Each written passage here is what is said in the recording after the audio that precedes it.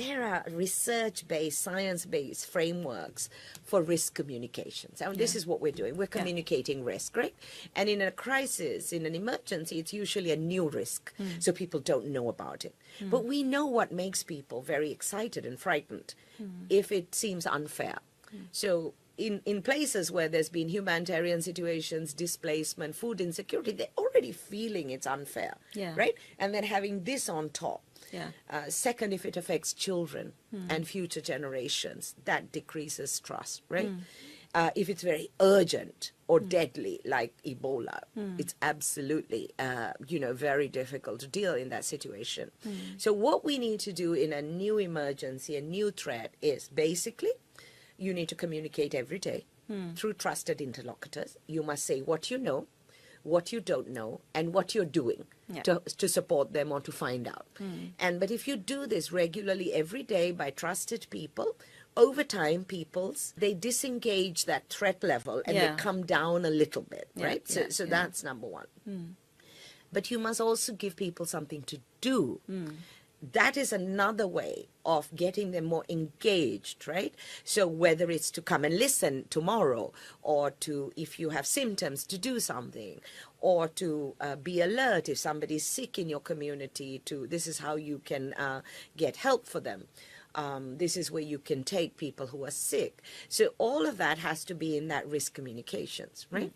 But at the same time, you have to maintain a level of health education. You have to monitor for things that are frankly not true. So it is counterproductive to tell people who believe something is not real that it is not real. Right?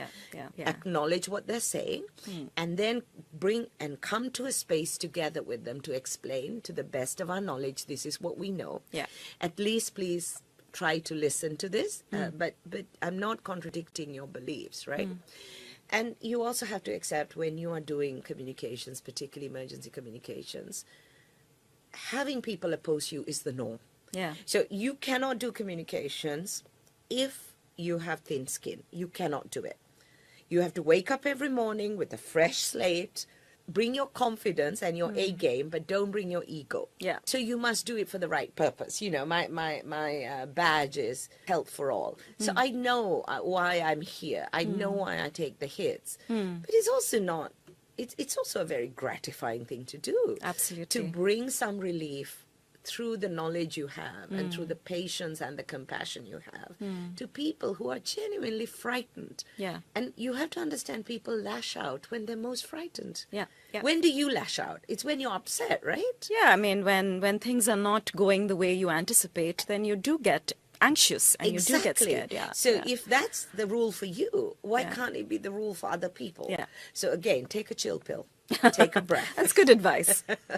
Now, I'm gonna also talk about, you spoke a lot about being compassionate and having that lens when you communicate.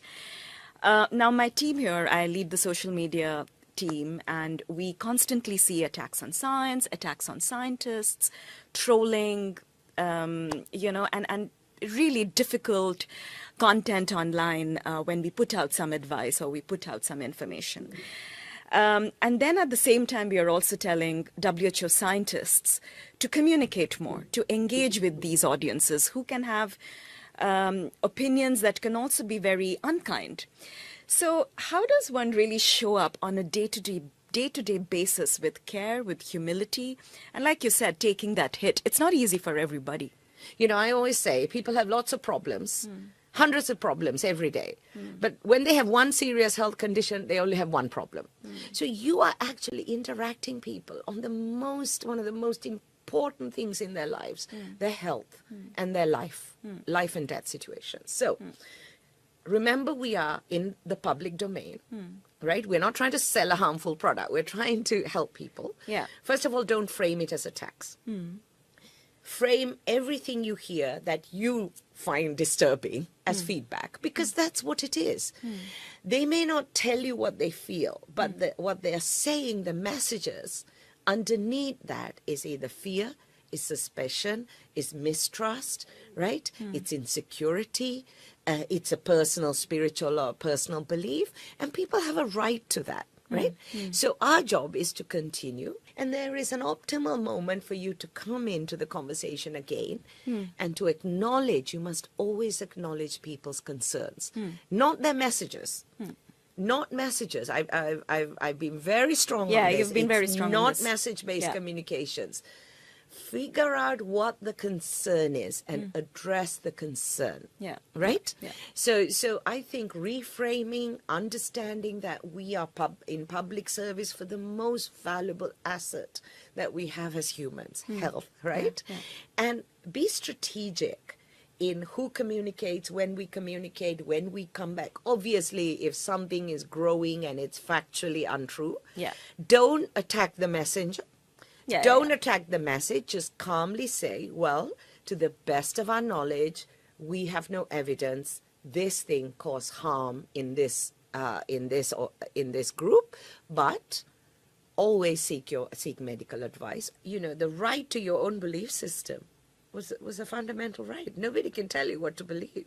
I'm also going to now be a bit disruptive and talk about a data set that has been quite interesting for me. Now, the latest Edelman Special Report on Trust in Health, the survey revealed that 70% of people globally believe in at least one divisive or contested health claim.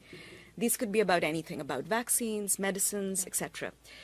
And these are not just fringe belief system. Like you said, it could be concerns from your near and dear ones. And they also show up in conversations on our dinner table. You know, my father would sometimes send me WhatsApp messages or advice that I know is not true, but I also have to be empathetic enough to understand where the concern is coming from. Now, how do we really have these difficult conversations and also kind of know that the reality out there in terms of our belief systems is constantly shifting? The misinformation as well, like it's Well, the it's data not. is there. This is why I don't like it characterized The word, as missing. yeah, So I'm going to go on the record or Yeah, not go off ahead. the record. On off the record, I sure. really find the term misinformation misleading, because it's about you are categorizing somebody else's perception as wrong. Now, disinformation is there. It's Yeah, political disinformation, it's bots doing it, it's campaigns. That, I believe, disinformation exists. Misinformation is misnamed. What would you call it? I Like, would what call it you- perception. Perception. I okay. would call it perception, and that's what we called it in the old days. Yeah. And we would respect people's perception and try to meet their concerns and engage with them. Now, disinformation, as I said, is another thing. And that has happened time immemorial. Selling tobacco as healthy is disinformation. Now, that That is exists. quite. I want to now dwell a little bit about disinformation as well. You know, like it is an environment we really don't get to steer it in any way that will be of our advantage. Like the information landscape, like we've spoken for so long, has fundamentally changed, and there is, nobody's winning by constantly correcting somebody online. But there are far-right movements that actively target public health goals. And when there are echo chambers, somebody can live in a completely different reality. In that environment, what can WHO do? Should we place our energies in responding to the disinformation, or should we uphold our mandate or our mission? The one skill you need in public service and public health is negotiation. Yeah. It's not conflict. So when we classify people as different from us, conflict is created. When we try to look at values that bring opposing viewpoints together, that is called negotiation. What we need is more negotiation. For example, I have a master's degree in negotiation. Why did I go from getting my medical degree, right, then my public health degree, but really thought about negotiation and international policy making? Because that is where that happens. So, for example, early in my career for WHO, the first job I did for WHO was externally as a consultant, and that was an initiative called Health as a Bridge for Peace. So how do we negotiate days of peace between conflict parties who just want to kill each other, right, for health? because health is a The shared value. objective. Yeah. So that's what I did. I did for UNICEF. I did Children and Sons of Peace. Yeah. Right. Yeah. I supported. Actually, it was our Pan American Health Organization, our regional office for the Americas, which introduced the vaccination week. And why do we have a week? It's the only health issue with a week because we needed days of tranquility. To allow for vaccination, right? So this is not new. And in fact, I've done public health in the field. I've had guns to my head, right? I had a grenade in my office because my public health advice was seen as against the political narrative of that country. So I would really try to understand how complex delivering health is at the front line in conflict, in political conflict, not just armed conflict, how dangerous it is to speak truth to power, and have empathy for that, and not to accept this, but just to have a sense of perspective. This is what it takes to do public service, right? So first of all, if you don't personalize it, you reduce your alert levels and your threat levels. Then you're able to talk about what would be the best strategy, what is the best timing, who are the best interlocutors, what should we watch, what should we say, what should we do. The whole landscape of information is, of course, very multi-sectoral. All kind of parties have to be involved, from the civil society to the government to young people to an invested audience. It's a dialogue that is intergenerational and also very multi-sectoral. Now, we've had a really feisty and a very strong conversation on this, and I'm really like, it's an eye-opener for me in terms of perception and how to rephrase and put the right frameworks to understand our audience's concerns better. Gaia, we also know that, you are wrapping up this very exciting tenure of Director of Comms, and there would be a new person who'd be taking charge. What would be your advice, somebody who's coming into this world of communication that has changed, frankly, in a very rapid manner with also AI? What would be your advice? Well, I think it's changed and it hasn't changed. So my first advice is go back to basics. Understand why we are communicating. What is the change we want to see in different stakeholders? I wouldn't even call them audiences anymore. I think understand it's a job of public service. Use common sense. Understand people's concerns before you start writing messages, right? Have a sense of perspective, just step back. We all think this is the worst time ever, the most complicated time ever. Well, it isn't actually. People who've lived through World War II or the First World War or through other pandemics or war and conflict, no, this is not the worst time ever. In fact, this is one of the most prosperous times ever, right? We've actually been without a world war for 80 years, 81 years. This is unprecedented. We have so many tools. We have technology. This is not the worst time ever. This could be the best time ever. And everybody, we were told, don't watch too much television. It would corrupt us. Now we are afraid of AI. Every generation has its tools. So again, take a breath, have common sense, have perspective, listen, understand people's concern, take your time to understand the change you want to see, and do not react and do not jump on the bandwagon of new jargon, new concept. And for goodness sake, move from a conflictual state to a common place where even the most opposing parties can come together. Whenever we label people, that is the beginning of the end. Stop labeling people, because you also don't want to be labeled, right? So a lot of common sense. I like to say everything I think I've done reasonably well as Director of Communications, I learned by being a mother to teenage children, okay? And that was just understanding you have responsibility without having control. And not having control is okay, because that is the human condition. Figure out what you should do, what you can do yourself, what others can do. And sometimes you just have to accept. I think it's not being laissez-faire. I think we've done great things in the last year. So overall, a strategy will work. You can't have a strategy for every day. You must have a medium-term strategy and not be afraid to fail as well. Try new things. Don't be afraid to fail, but don't lose first principles and going back to basics. Wow, that's been quite a conversation, Gaia. Thank you for being so candid and open and truly off the record. And join us next time on another very exciting episode of our podcast. Tune in to whichever platform you hear your podcasts on, and we'll have another guest on the hot seat very soon. That's a wrap for today. Thank you for joining in.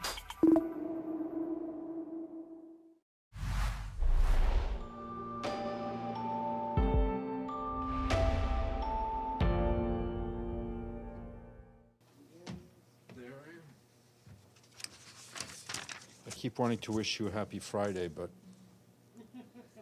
I'll settle for Wednesday. All right, good afternoon.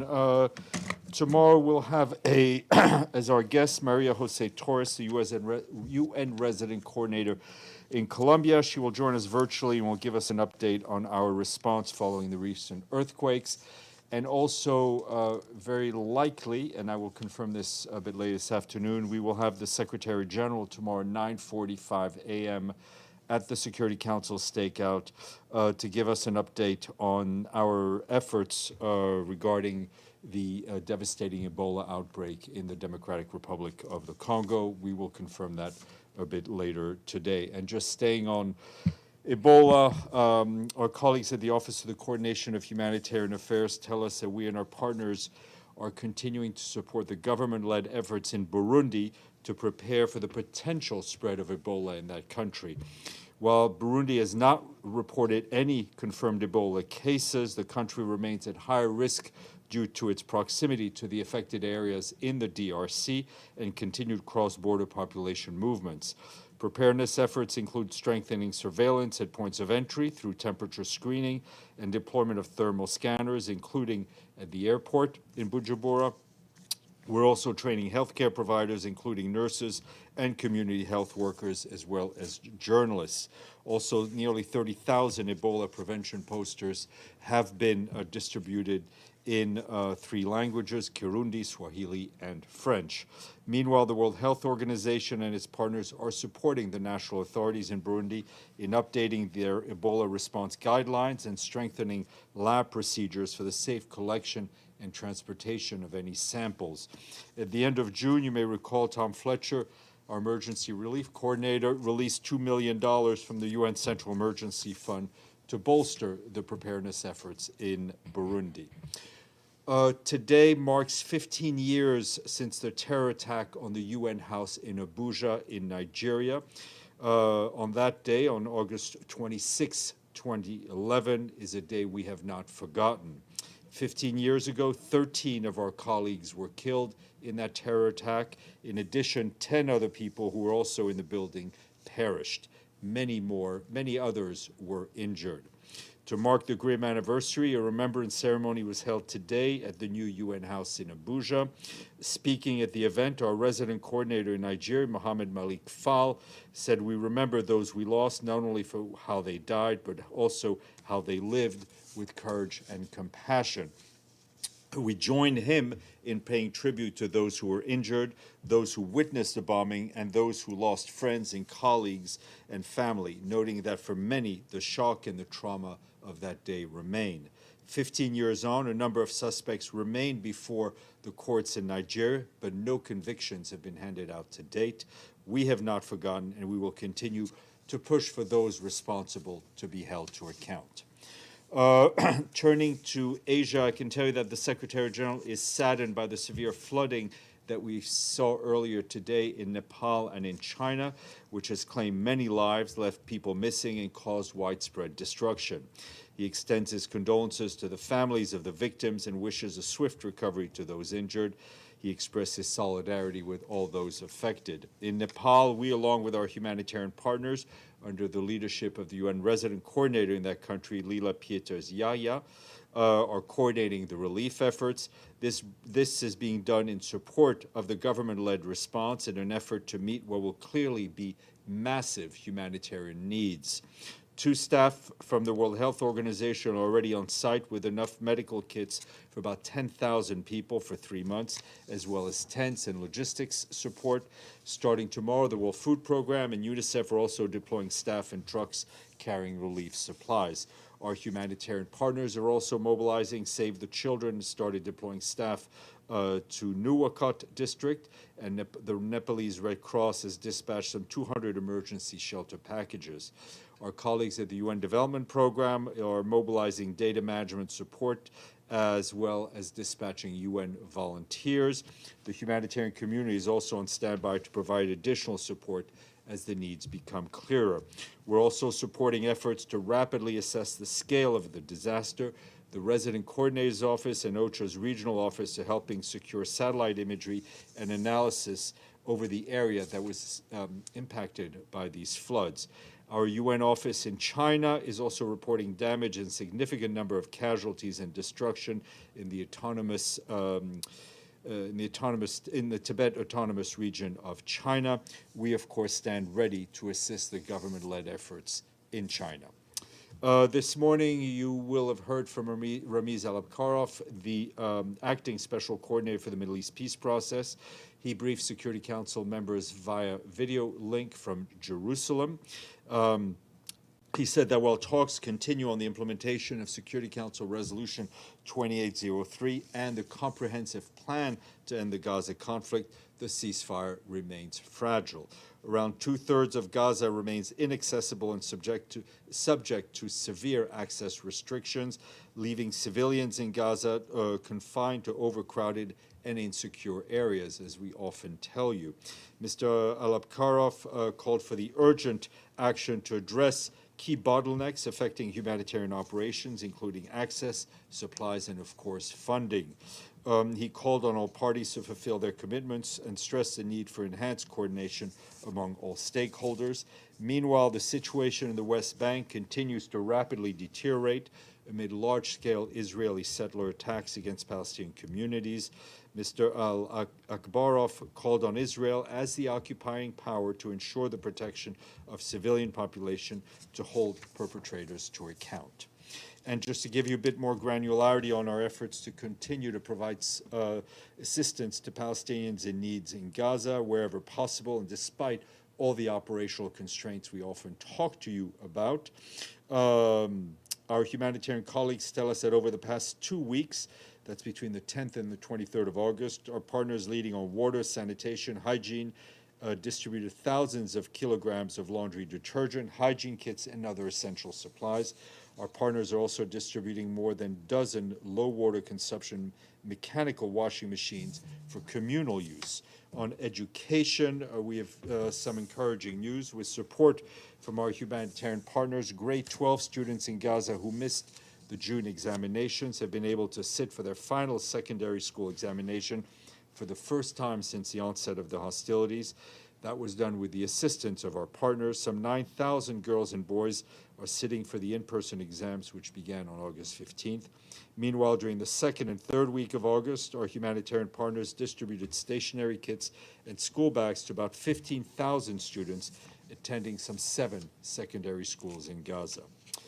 This afternoon, the Secretary General will be at the General Assembly to present to the membership his report on the review of the futures of all forms of UN peace operations, including peacekeeping operations and special political missions.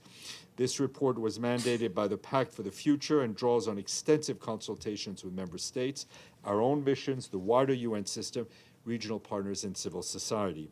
In his remarks, the Secretary General is expected to provide details about the review calls for a reset in how we think about the use of peace operations, including a sharper focus on peacemaking, stronger partnerships with host states, focused and adaptable mandates, and more agile operations. The UN peace operations, as you know, is a critical form of multilateral action, an indispensable tool for maintaining international peace and security, but it needs to be more effective, and it must adapt to the new realities of this world. Full report is available to all of you. We've shared the Secretary General's remarks, and we also expect Rosemary DiCarlo, the head of our Political and Peacebuilding Department, and Jean-Pierre Lacroix, the head of Peace Operations Department, to answer questions from member states during that session. And lastly, just going back to Colombia, our humanitarian colleagues tell us that we and our partners continue to scale up the response to the earthquake that struck the country some 2 weeks ago. Nearly 50,000 people have now received assistance across 25 municipalities in the most affected areas. This includes clean water, water storage equipment, temporary sanitation facilities, and hygiene kits for adults and children. Our humanitarian appeal for Colombia now stands at $620 million, but it's only 47% funded. Additional support is urgently needed. Authorities say some 325,000 people have been affected by the earthquake. More than 31,000 homes have been destroyed, and also destroyed thousands of schools, health facilities, and other critical infrastructure. You'll hear more from our colleague in Bogota tomorrow. Also, I was asked about recent developments in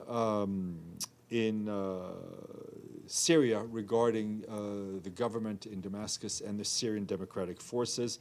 And I can tell you that the announcement by Mazloum Abdi of the end of the mission of the Syrian Democratic Forces and their dissolution is an important development in the implementation of the January 29th agreement.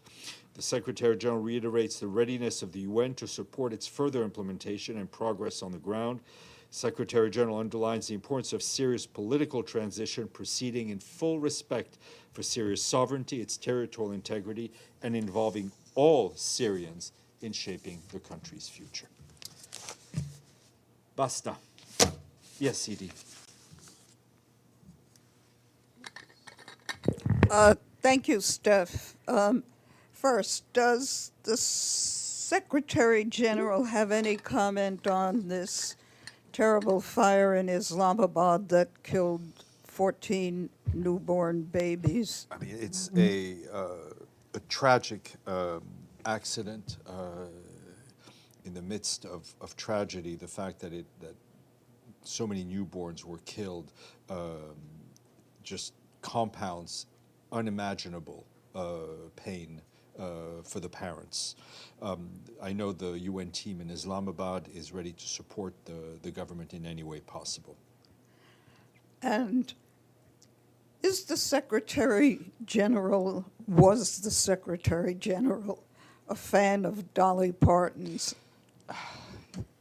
His spokesman was. I don't think he had much knowledge of Dolly Parton's vast musical achievements. Go ahead, Abdelhamid. Thank you, Steph. It's nice to hear these kind of questions. 100%. 100%. I didn't wear my wig today. 3 questions. Yes, of and course. fast. Yeah. The U.S. saying that they will deny the Palestinian delegation visas to come to the GA. Are you aware of this? And is the UN doing anything about it? Yes, we've seen those reports. It is very important for us that the United States honor its responsibilities under the host treaty agreement. We will continue to push for that. But at this point, we've only seen the press reports. My second question about the UNRWA training center in Kalandia refugee camp, if you have any update, there more Israeli equipment coming, and they're planning to bulldoze the building. I did not get any updates today, but we'll try to get some for tomorrow. My last question. The U.S. ambassador to India said recently that Kashmir is an integral part of India. Does the Secretary General agree with this assessment? I'm not going to comment on what the ambassador said. Our position remains the same. All right. Well, I will escape. No, sorry, Minlu, please. So regarding the flash flood disaster in China, what is the biggest difficulties and challenges facing in the current region right now, and how is the UN coordinating with the China authorities? Sure. I mean, this obviously happened just a few hours ago. I do not believe we had anyone. We didn't have anyone on site. We still don't. We know that China is well equipped in dealing with these types of environmental disasters and has very good emergency services. So we will be in touch with the Chinese authority to see in whatever way we can, we will support those efforts. Thank you very much.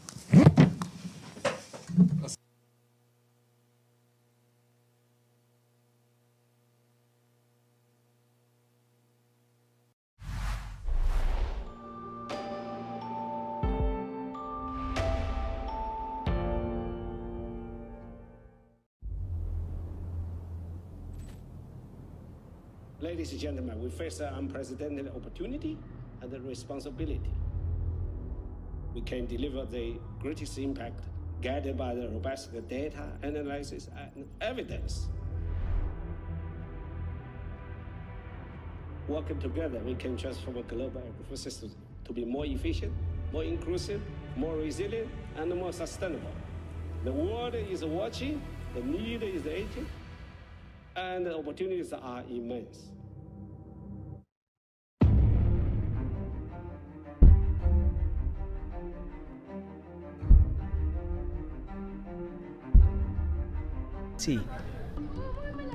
Is La Isla Trinitaria.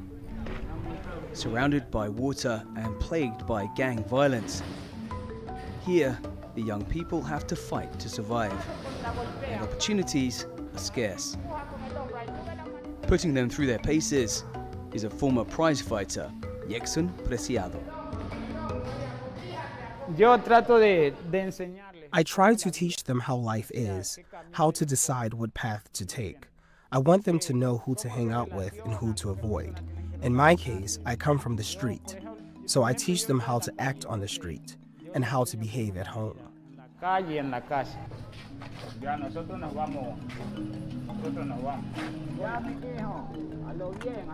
Every day of the working week, Yexon heads to the gym.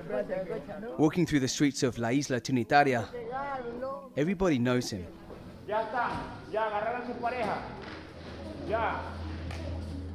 Yexon learned how to fight for his life before he learned to box. Fleeing a violently abusive father, he ran away from home and wound up on the street, aged just 12. His education was the school of hard knocks. He learned to box to defend himself.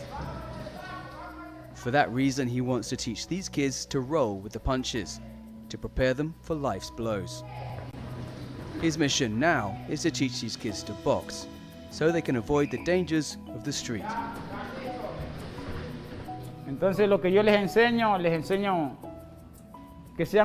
I teach them to be a good athlete and a good student. And if they can't be a good student, then be a good athlete. I make sure they know all about the street, because the street is not good. They don't always know what to expect on the street, so while they're here, I make sure they do. It's like being in a school and teaching a child their first words. That's what it's like here.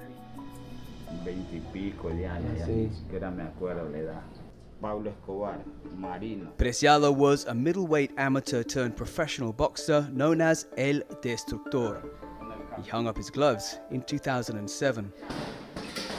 He began training a few kids in the neighborhood, then, as the numbers grew and grew, he built his own boxing school. He called it Trinibox. The classes are free for all comers, from 7-year-old hopefuls to young adults training to throw their hat into the professional ring. And some of the newer arrivals are girls, like Sheila Gonzalez. I want to become a professional. I want to have stability in my life and achieve my goals, which are to help my family, because this is a vulnerable neighborhood, and I want to help them get ahead.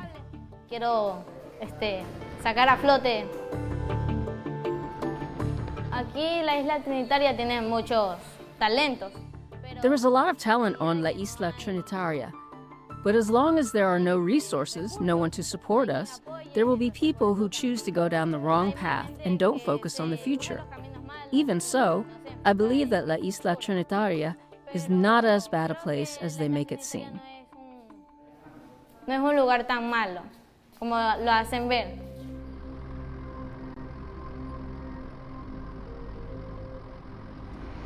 La Trinitaria is poor and industrial and has a major port terminal. Gangs vie for control over the transit points to smuggle cocaine to the rest of the world. That means criminal gangs permeate the neighborhood, selling drugs, robbing, racketeering, and killing. They look to recruit youngsters or get them hooked on drugs, while murder rates have soared. I'm Elaine Reyes at UN headquarters in New York. Thanks for being a UN Insider.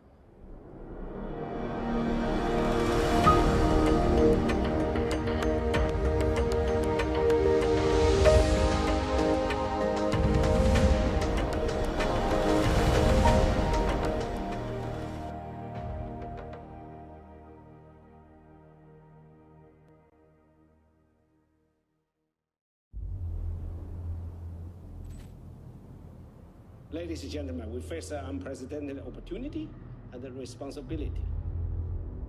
We can deliver the greatest impact guided by the robust data analysis and evidence. Working together, we can transform a global ecosystem to be more efficient, more inclusive, more resilient, and more sustainable.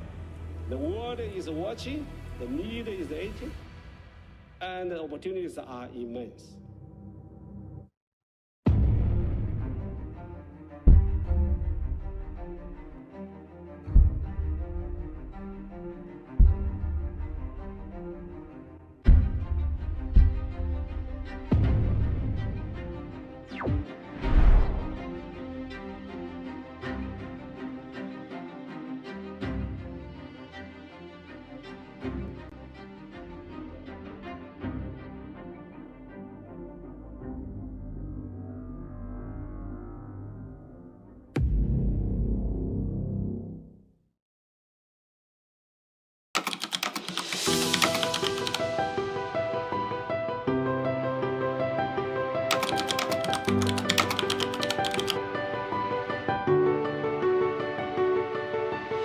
تواجه المجتمعات في منطقة الشرق الأدنى وشمال إفريقيا صدمات متداخلة تشمل النزاعات والتغيرات المناخية الحادة والضغوط الاقتصادية والتهديدات البيولوجية.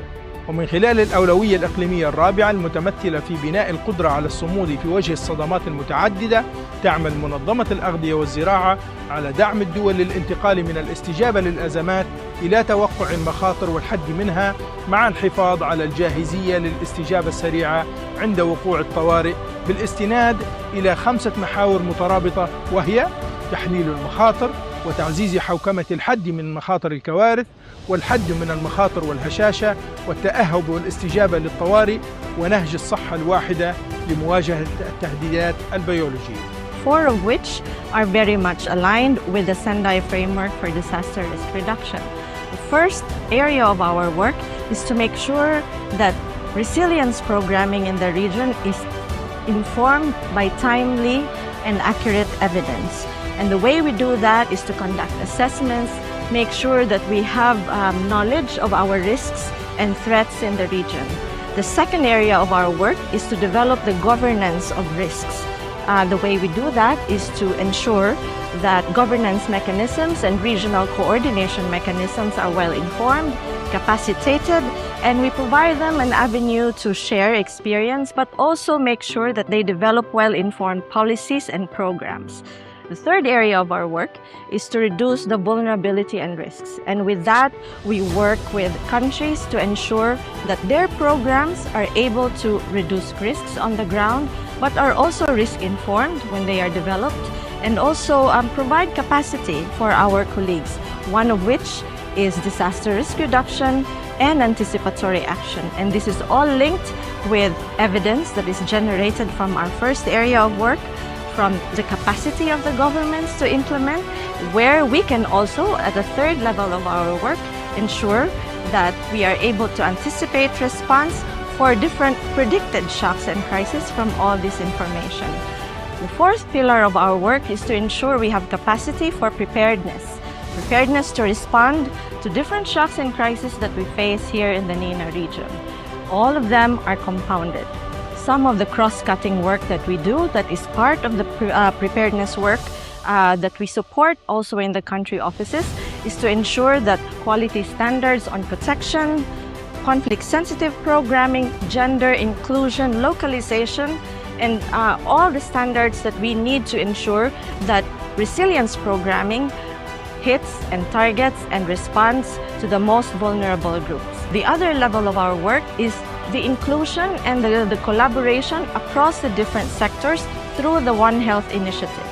The way we do that is to ensure that we work with the environment sector, the human health sector, and the animal health sector to ensure that transboundary diseases in animals and plant pests and diseases are reduced, and our communities are capacitated and informed to reduce these risks for themselves, but also for the governments to ensure that they have the capacity to respond and provide extension services when needed.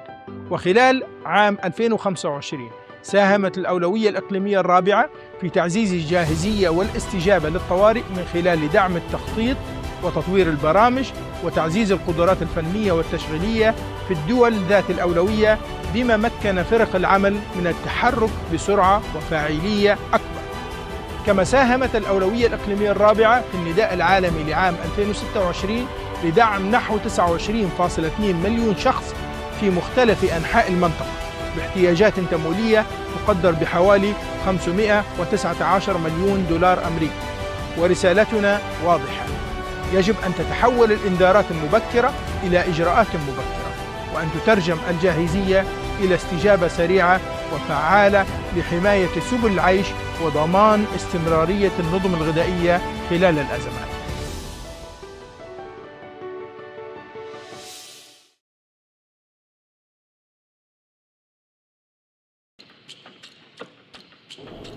Water seems harmless enough, right?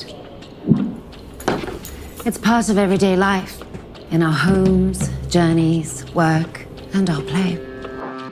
But what happens when the weather turns? When a child wanders unnoticed towards open water? When a boat is overloaded and safety measures aren't in place? Every year, 300,000 people lose their lives to drowning.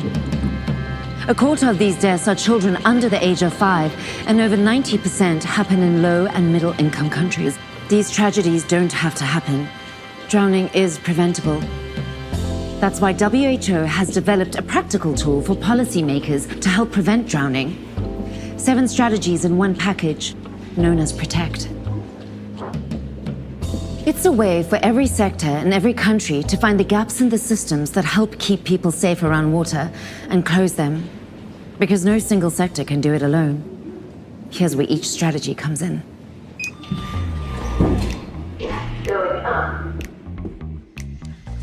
We start with protective infrastructure, which means designing environments that reduce drowning risk while enabling people to use and enjoy water safely.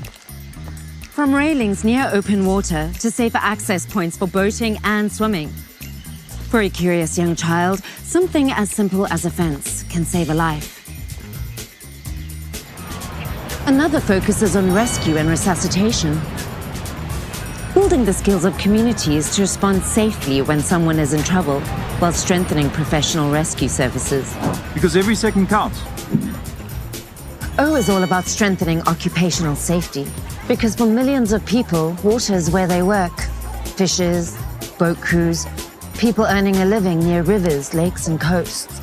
They need the training, equipment, and workplace protections that keep them safe.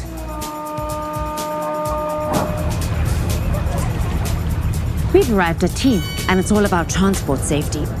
As more people travel by ferry and boat, safety standards become even more important. Vessels must be safe to use. Operators must be trained and licensed. Boats shouldn't be overloaded. When bad weather comes, risky trips shouldn't happen. The next area is on education in basic swimming and water safety, because everyone should have the skills to stay safe in and around water.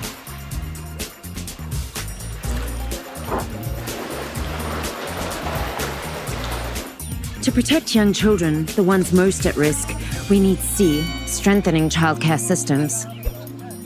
Because children need constant, close supervision around water.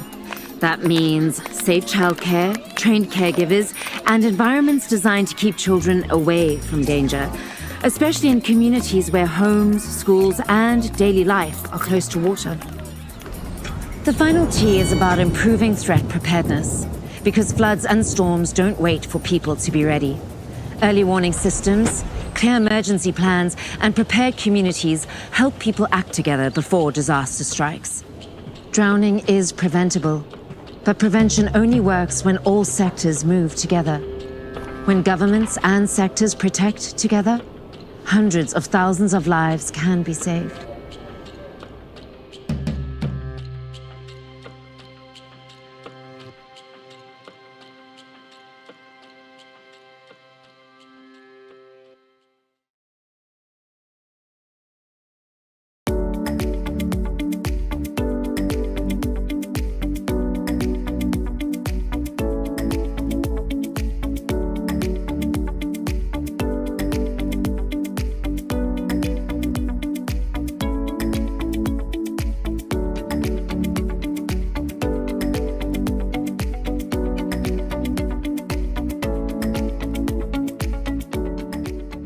shaqaday lamaad warun warta dib ya taabe warta di yarayti wal in wiinayata atu wal in wiinay koodmide zaida linka dhiki bi badana in reebayd wargado karba maalinta magambi halihi konton shanta kaadani sidii noo bambaaxana inaan qasno alxamdulillah si ay difaacanay mahadsiiyo ununa ka mahadnay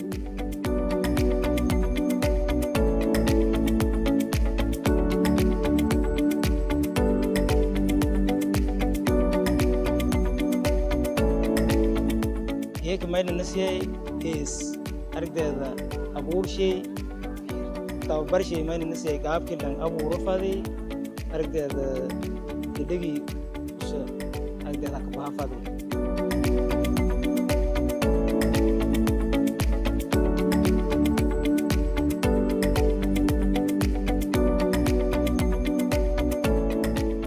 beesadaas intii aadani walbadana iska bedelni ka noolani dhibkii hordhaan qabni ma qabna lacaga gaadi gooskeen shalgiini gooskii shalsi deegmalku lahayna iyo bagaajaysanaayan horsina badar mahelna iyo uya raashinku weeldhada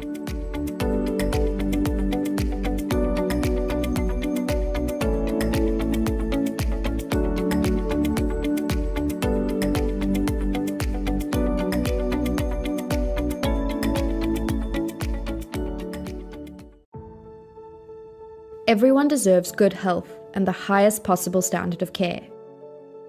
Yet, more than half of the global population are not covered by essential health services. Our health systems are under immense pressure due to humanitarian crises, including those arising from climate change, conflict, migration and displacement, and a growing shortage of health workers. This shortage is expected to reach 11 million by 2030. To help address this, and to help give people control over their own health, the World Health Organization has created the self-care model. The model is supported by the Self-Care Competency Framework, a practical training and education resource for health and care workers in 3 key volumes.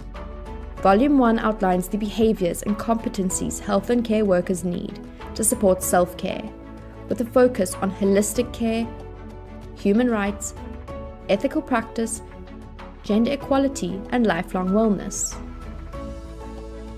Volume 2, the Knowledge Guide, delves into the foundational knowledge, skills, and attitudes underpinning the competencies in Volume 1.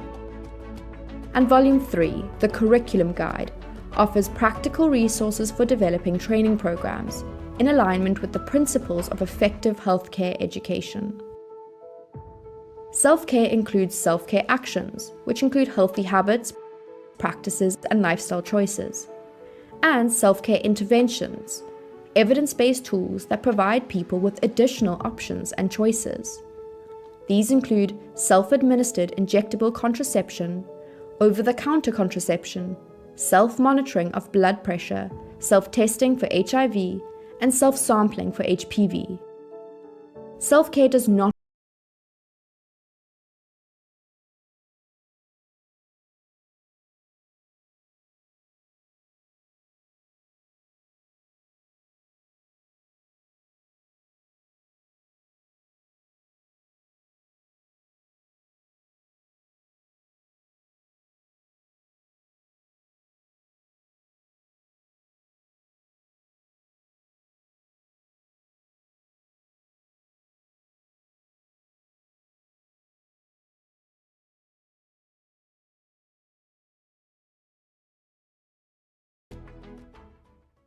AI is only as good as the data that supports it. And the more representative that data can be from sources around the world, the better these systems will actually be able to serve humanity and the challenges that have faced humanity for decades, centuries, millennia. One example of this would be if we want to use AI to do better predictions on weather patterns so that we can forecast events that threaten populations. The more data we have globally, the better those systems are going to be, the more powerful they're going to be. We've started a project focusing on malaria, especially larval habitat in Africa, using drone and AI. Many African countries, after seeing some outbreaks, surges of the diseases, they intervene. It's very challenging for them to mitigate the huge increases. So that's why we have been developing AI based on environmental data sensing so that they can proactively design, plan their interventions to deal with malaria, cholera, dengue, and others. We fly drones in the targeted areas, and then we collect raw data. And based on that data, we apply to AI to identify the location of water bodies. We apply the other AI that can actually classify the risk to be breeding sites. Rather than spraying chemicals for all the water bodies, our AI can narrow down only to high-risk breeding sites before spraying activity is conducted. So with minimum number of spraying personnel and minimum amount of spraying chemicals, they can effectively reduce the number of mosquito, effectively mitigate the risk of malaria. So that can contribute to improve cost effectiveness. In order to improve AI, we need to collect on-ground data, but sometimes data collection quality and quantity is very limited. It'd be much better to train the local people with local languages in local culture from their voices, from their understanding. So that is what we are expecting and what we are struggling as well at this moment. Yeah. We see that artificial intelligence can really open up new ways to address the challenges that have faced humanity for a long time, the development challenges. And it can unlock human creativity and human genius anywhere in the world. We also want to be careful that AI is something that will reduce inequality rather than actually amplify inequality. We really need to look at how to make the benefits of AI as accessible to as many people as possible. I think everyone should be worried about this right now and concerned that we're including everyone, leaving no one behind. This is something that we are going to celebrate today to see how powerful is basketball. Refugee is not barrier, but refugee is a status that can make you becoming very big.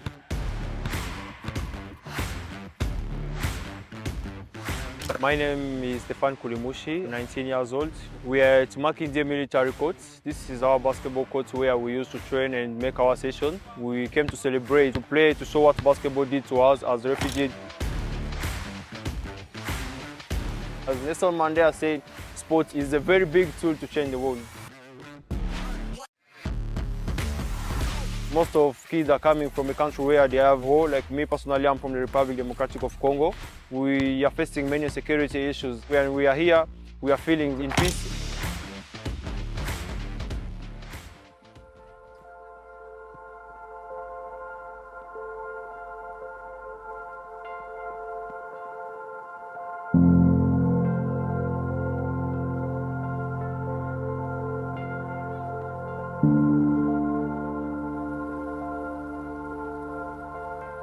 When arriving here as a refugee, I found many challenges. Resettlement is a solution that is given by UNHCR for refugees, but it's a long process. It used to take 10 to 30 years. I see how easy it is for young refugees to lose control, using stuff that can spoil his future. As they lack activities, as they lack what to do, they're just staying at home and chilling, and now they start using bad things that is spoiling their future, like drugs, spending time in house party, and this is blocking their future. That is the problem that the academy is trying to solve.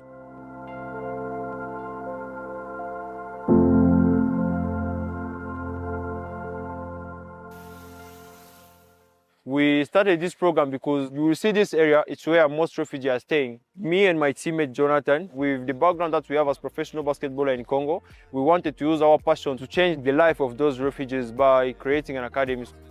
So far, we have been training more than 100 players. We have been connecting some to opportunities, and others will be connected soon because we are building our network to make this long-term impact. We don't just build basketballers. We are building leaders, we are building people and players who can one day motivate, who can one day manage their life, and who can one day become great players. I wake up very early in the morning. Then I came here to train to perform myself because I'm also a basketballer. And I have a dream to become a professional and reach somewhere. And after I go back home, I go to the university. I'm also a student. I'm doing management and entrepreneurship. After that, I come back to the academy to train.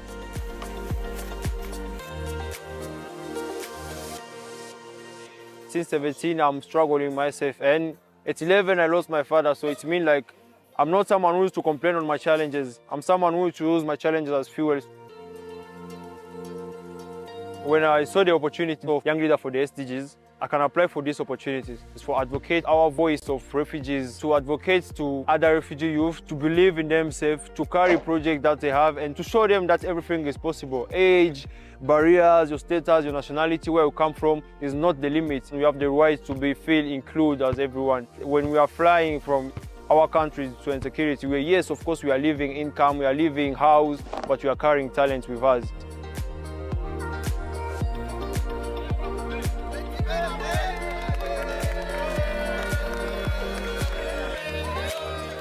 I want to expand this project to other slums and refugee camps that are around Uganda, and to also give others who are a bit forgotten, to give them the same chance. Now we want to bring a sustainable and a long-term impact where everyone can connect to this program.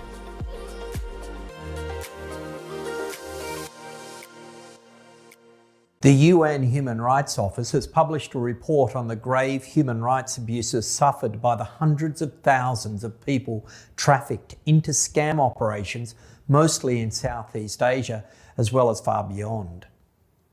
The report documents instances of torture and other ill treatment, sexual abuse and exploitation, forced abortions, food deprivation, solitary confinement, among other violations.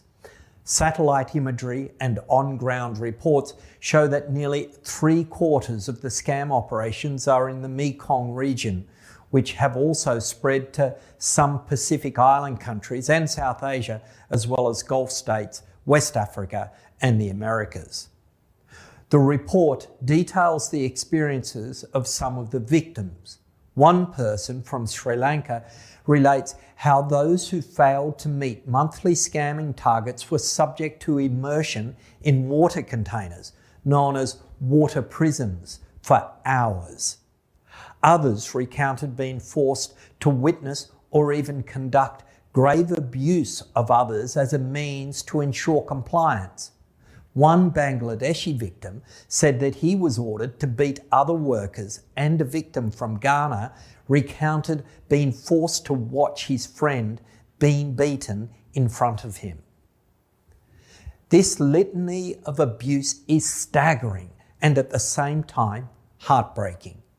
Yet, rather than receiving protection, care and rehabilitation, as well as the pathways to justice and redress to which they are entitled, victims too often face disbelief, stigmatization, and even further punishment. Victims of such abuses require coordinated, timely, safe, and effective rescue operations, respect for the principle of non-refoulement, as well as available support mechanisms to ensure torture and trauma rehabilitation, and to address the risks of reprisals or re-trafficking.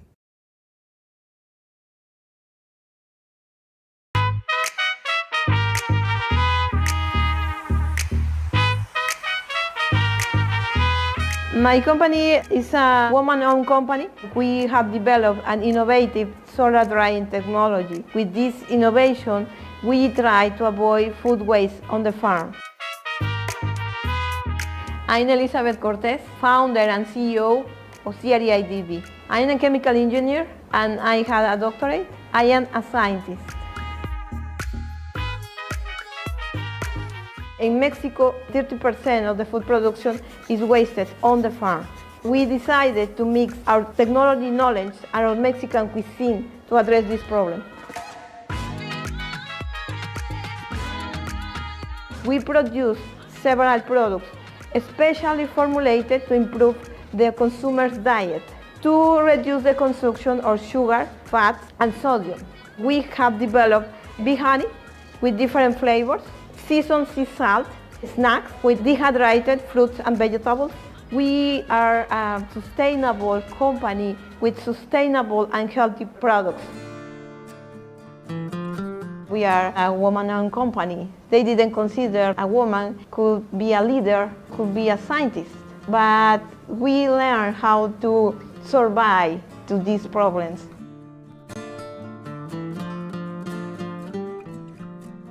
We started to work with Mexican farmers. They produce their own fruits and vegetables in their backyards, very ecological, organic. It's very, very important to consider in the supply chain. Our technology works with the most powerful energy in the world, solar energy. The air inside is hot. We put fresh product inside. We select the correct conditions for humidity, temperature in our system control. After this, we open the structure and we obtain the dehydrated food product. We didn't use any additive. The process is very specialized to maintain the color, taste, and aroma and nutrients for each fruit and vegetable. We have 3 patents and 3 trademarks. Our technology is specially designed to be portable, efficient, and sustainable. You can use it on the farm. You reduce the weight of the fresh product 90%, so you can reduce also the cost related to the transportation, pollution in general.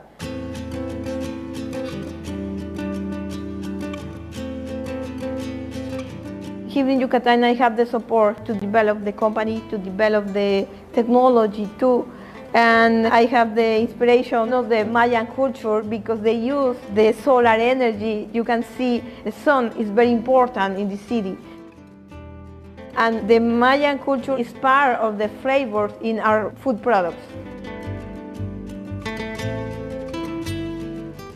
We buy the sea salt from small producers here in Yucatan. With our process, we obtain several flavors related to the dishes typical here in Yucatan. All the 4 flavors have habanero chili, typical spice and fruit here in Yucatan, and we have several spices and condiments related to traditional cuisine.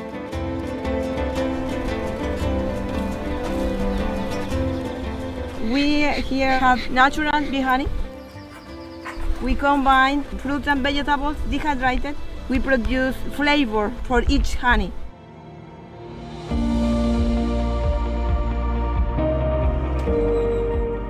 She-Trades has supported us in several parts of the process. We receive the support to update the brand, to update the products, and also to consider to export our products.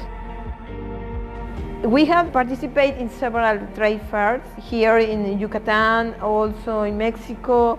Now we are preparing all the material to participate in other fairs in the world.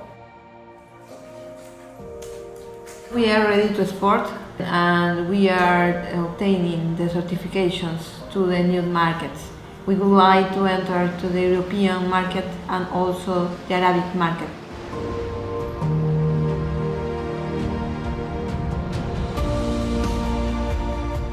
We are scientists, we are businesswomen, we are leaders too.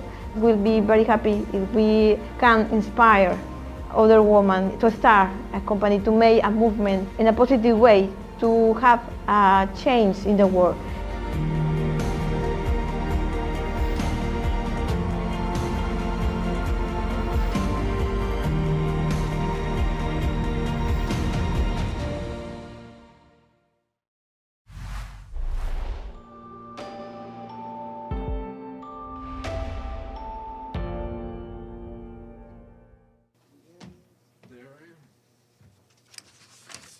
I keep wanting to wish you a happy Friday, but I'll settle for Wednesday. All right, good afternoon. Tomorrow we'll have as our guest, Maria Jose Torres, the UN resident coordinator in Colombia. She will join us virtually and will give us an update on our response following the recent earthquakes. And also, very likely, and I will confirm this a bit later this afternoon, we will have the Secretary General tomorrow, 9:45 a.m. at the Security Council stakeout to give us an update on our efforts regarding the devastating Ebola outbreak in the Democratic Republic of the Congo. We will confirm that a bit later today. And just staying on Ebola, our colleagues at the Office of the Coordination of Humanitarian Affairs tell us that we and our partners are continuing to support the government-led efforts in Burundi to prepare for the potential spread of Ebola in that country. While Burundi has not reported any confirmed Ebola cases, the country remains at higher risk due to its proximity to the affected areas in the DRC and continued cross-border population movements. Preparedness efforts include strengthening surveillance at points of entry through temperature screening and deployment of thermal scanners, including at the airport in Bujumbura. We're also training healthcare providers, including nurses and community health workers, as well as journalists. Also, nearly 30,000 Ebola prevention posters have been distributed in 3 languages, Kirundi, Swahili, and French. Meanwhile, the World Health Organization and its partners are supporting the national authorities in Burundi in updating their Ebola response guidelines and strengthening lab procedures for the safe collection and transportation of any samples.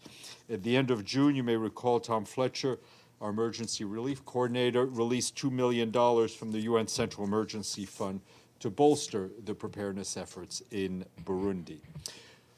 Today marks 15 years since the terror attack on the UN house in Abuja in Nigeria. On that day, on August 26, 2011, is a day we have not forgotten. 15 years ago, 13 of our colleagues were killed in that terror attack. In addition, 10 other people who were also in the building perished. Many others were injured. To mark the grim anniversary, a remembrance ceremony was held today at the new UN house in Abuja. Speaking at the event, our resident coordinator in Nigeria, Mohammed Malik Fall, said, "We remember those we lost, not only for how they died, but also how they lived with courage and compassion." We join him in paying tribute to those who were injured, those who witnessed the bombing, and those who lost friends and colleagues and family, noting that for many, the shock and the trauma of that day remain. 15 years on, a number of suspects remain before the courts in Nigeria, but no convictions have been handed out to date. We have not forgotten, and we will continue to push for those responsible to be held to account. Turning to Asia, I can tell you that the Secretary General is saddened by the severe flooding that we saw earlier today in Nepal and in China, which has claimed many lives, left people missing, and caused widespread destruction. He extends his condolences to the families of the victims and wishes a swift recovery to those injured. He expressed his solidarity with all those affected. In Nepal, we, along with our humanitarian partners, under the leadership of the UN resident coordinator in that country, Lila Pieters Yaya, are coordinating the relief efforts. This is being done in support of the government-led response in an effort to meet what will clearly be massive humanitarian needs. 2 staff from the World Health Organization are already on site with enough medical kits for about 10,000 people for 3 months, as well as tents and logistics support. Starting tomorrow, the World Food Program and UNICEF are also deploying staff and trucks carrying relief supplies. Our humanitarian partners are also mobilizing. Save the Children started deploying staff to Nuwakot district, and the Nepalese Red Cross has dispatched some 200 emergency shelter packages. Our colleagues at the UN Development Program are mobilizing data management support as well as dispatching UN volunteers. The humanitarian community is also on standby to provide additional support as the needs become clearer. We're also supporting efforts to rapidly assess the scale of the disaster. The Resident Coordinator's Office and OCHA's regional office are helping secure satellite imagery and analysis over the area that was impacted by these floods. Our UN office in China is also reporting damage and significant number of casualties and destruction in the Tibet Autonomous Region of China. We, of course, stand ready to assist the government-led efforts in China. This morning, you will have heard from Ramiz Alabkarov, the acting special coordinator for the Middle East peace process. He briefed Security Council members via video link from Jerusalem. He said that while talks continue on the implementation of Security Council Resolution 2803 and the comprehensive plan to end the Gaza conflict, the ceasefire remains fragile. Around 2/3 of Gaza remains inaccessible and subject to severe access restrictions, leaving civilians in Gaza confined to overcrowded and insecure areas, as we often tell you. Mr. Alapkarov called for the urgent action to address key bottlenecks affecting humanitarian operations, including access, supplies, and of course, funding. He called on all parties to fulfill their commitments and stressed the need for enhanced coordination among all stakeholders. Meanwhile, the situation in the West Bank continues to rapidly deteriorate amid large-scale Israeli settler attacks against Palestinian communities. Mr. Al-Akbarov called on Israel as the occupying power to ensure the protection of civilian population, to hold perpetrators to account. And just to give you a bit more granularity on our efforts to continue to provide assistance to Palestinians in needs in Gaza wherever possible, and despite all the operational constraints we often talk to you about. Our humanitarian colleagues tell us that over the past 2 weeks, that's between the 10th and the 23rd of August, our partners leading on water, sanitation, hygiene, distributed thousands of kilograms of laundry detergent, hygiene kits, and other essential supplies. Our partners are also distributing more than a dozen low-water consumption mechanical washing machines for communal use. On education, we have some encouraging news. With support from our humanitarian partners, grade 12 students in Gaza who missed the June examinations have been able to sit for their final secondary school examination for the first time since the onset of the hostilities. That was done with the assistance of our partners. Some 9,000 girls and boys are sitting for the in-person exams, which began on August 15th.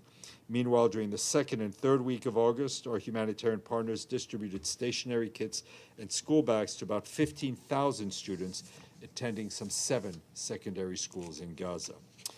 This afternoon, the Secretary General will be at the General Assembly to present to the membership his report on the review of the futures of all forms of UN peace operations, including peacekeeping operations and special political missions. This report was mandated by the Pact for the Future and draws on extensive consultations with member states, our own missions, the wider UN system, regional partners, and civil society. In his remarks, the Secretary General is expected to provide details about the review calls for a reset in how we think about the use of peace operations, including a sharper focus on peacemaking, stronger partnerships with host states, focused and adaptable mandates, and more agile operations. The UN peace operations, as you know, is a critical form of multilateral action, an indispensable tool for maintaining international peace and security, but it needs to be more effective, and it must adapt to the new realities of this world. Full report is available to all of you. We've shared the Secretary General's remarks, and we also expect Rosemary DiCarlo, the head of our Political and Peacebuilding Department, and Jean-Pierre Lacroix, the head of Peace Operations Department, to answer questions from member states during that session.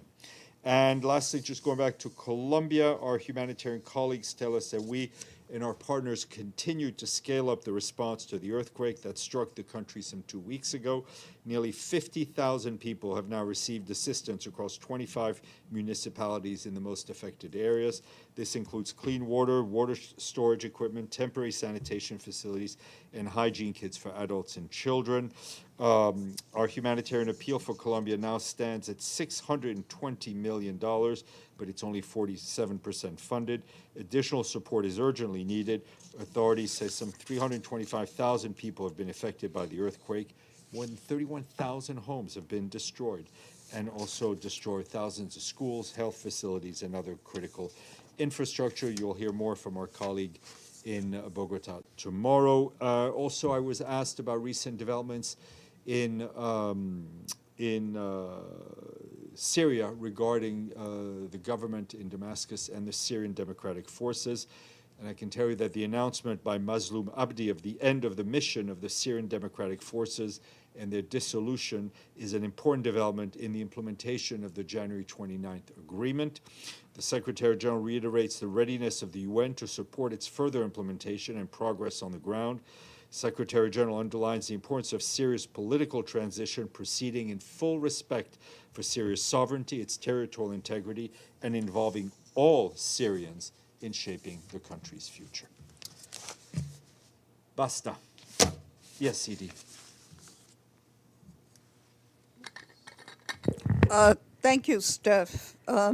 First, does the Secretary General have any comment on this terrible fire in Islamabad that killed 14 newborn babies? I mean, it's a tragic accident in the midst of tragedy. The fact that so many newborns were killed just compounds unimaginable pain for the parents. I know the UN team in Islamabad is ready to support the government in any way possible. And was the Secretary General a fan of Dolly Parton's? His spokesman was. I don't think he had much knowledge of Dolly Parton's vast musical achievements. Go ahead, Abdelhamid. Thank you, Steph. It's nice to hear these kind of questions. 100%, 100%. I didn't wear my wig today. 3 questions. Yes, of and course. Fast. Yeah. The U.S. saying that they will deny the Palestinian delegation visas to come to the GA. Are you aware of this? And is the UN doing anything about it? Yes, we've seen those reports. It is very important for us that the United States honor its responsibilities under the host treaty agreement. We will continue to push for that. But at this point, we've only seen the press reports. My second question about the UNRWA training center in Kalandia refugee camp, if you have any update, there more Israeli equipment coming, and they're planning to bulldoze the building. I did not get any updates today, but we'll try to get some for tomorrow. My last question. The U.S. ambassador to India said recently that Kashmir is an integral part of India. Does the Secretary General agree with this assessment? I'm not going to comment on what the ambassador said. Our position remains the same. All right. Well, I will escape. Oh, sorry, Minwoo, please. So regarding the flash flood disaster in China, what is the biggest difficulties and challenges facing in the current region right now, and how is the UN coordinating with the China authorities? Sure. I mean, this obviously happened just a few hours ago. I do not believe we had anyone. We didn't have anyone on site. We still don't. We know that China is well equipped in dealing with these types of environmental disasters and has very good emergency services. So we will be in touch with the Chinese authority to see in whatever way we can, we will support those efforts. Thank you very much.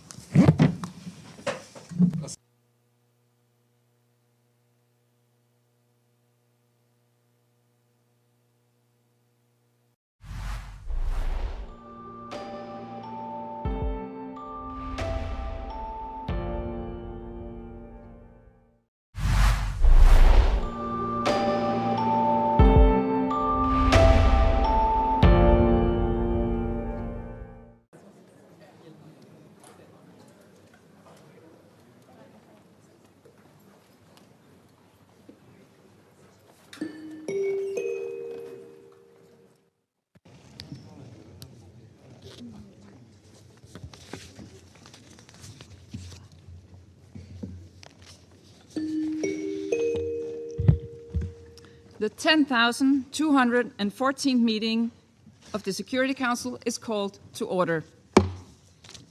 The provisional agenda for this meeting is the situation in the Middle East, including the Palestinian question. The agenda is adopted. In accordance with Rule 37 of the Council's Provisional Rules of Procedure, I invite the representative of Israel and Qatar to participate in this meeting. It is so decided. I propose that the Council invite the permanent observer of the Observer State of Palestine to the United Nations to participate in the meeting in accordance with the Provisional Rules of Procedure and the previous practice in this regard. There being no objection, it is so decided. In accordance with Rule 39 of the Council's Provisional Rules of Procedure, I invite the following briefers to participate in this meeting. Ms. Ramiz Alakbarov, Acting Special Coordinator for the Middle East Peace Process, United Nations Resident and Humanitarian Coordinator. Mr. Nikolai Mladenov, High Representative for Gaza, Board of Peace, and Ms. Athena Rayburn, Executive Director of the Association of International Development Agencies. It is so decided.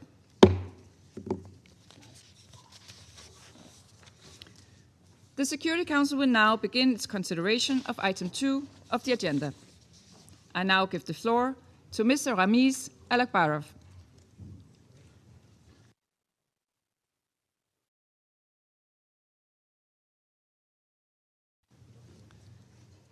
Mr. Alakbarov, you don't have sound.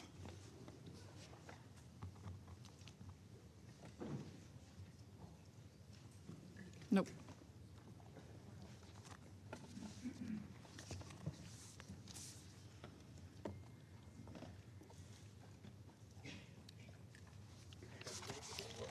Please unmute yourself.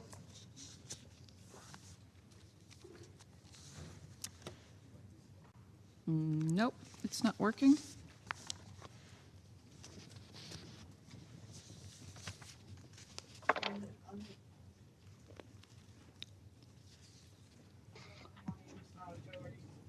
Is somebody working on it? Sir, please unmute.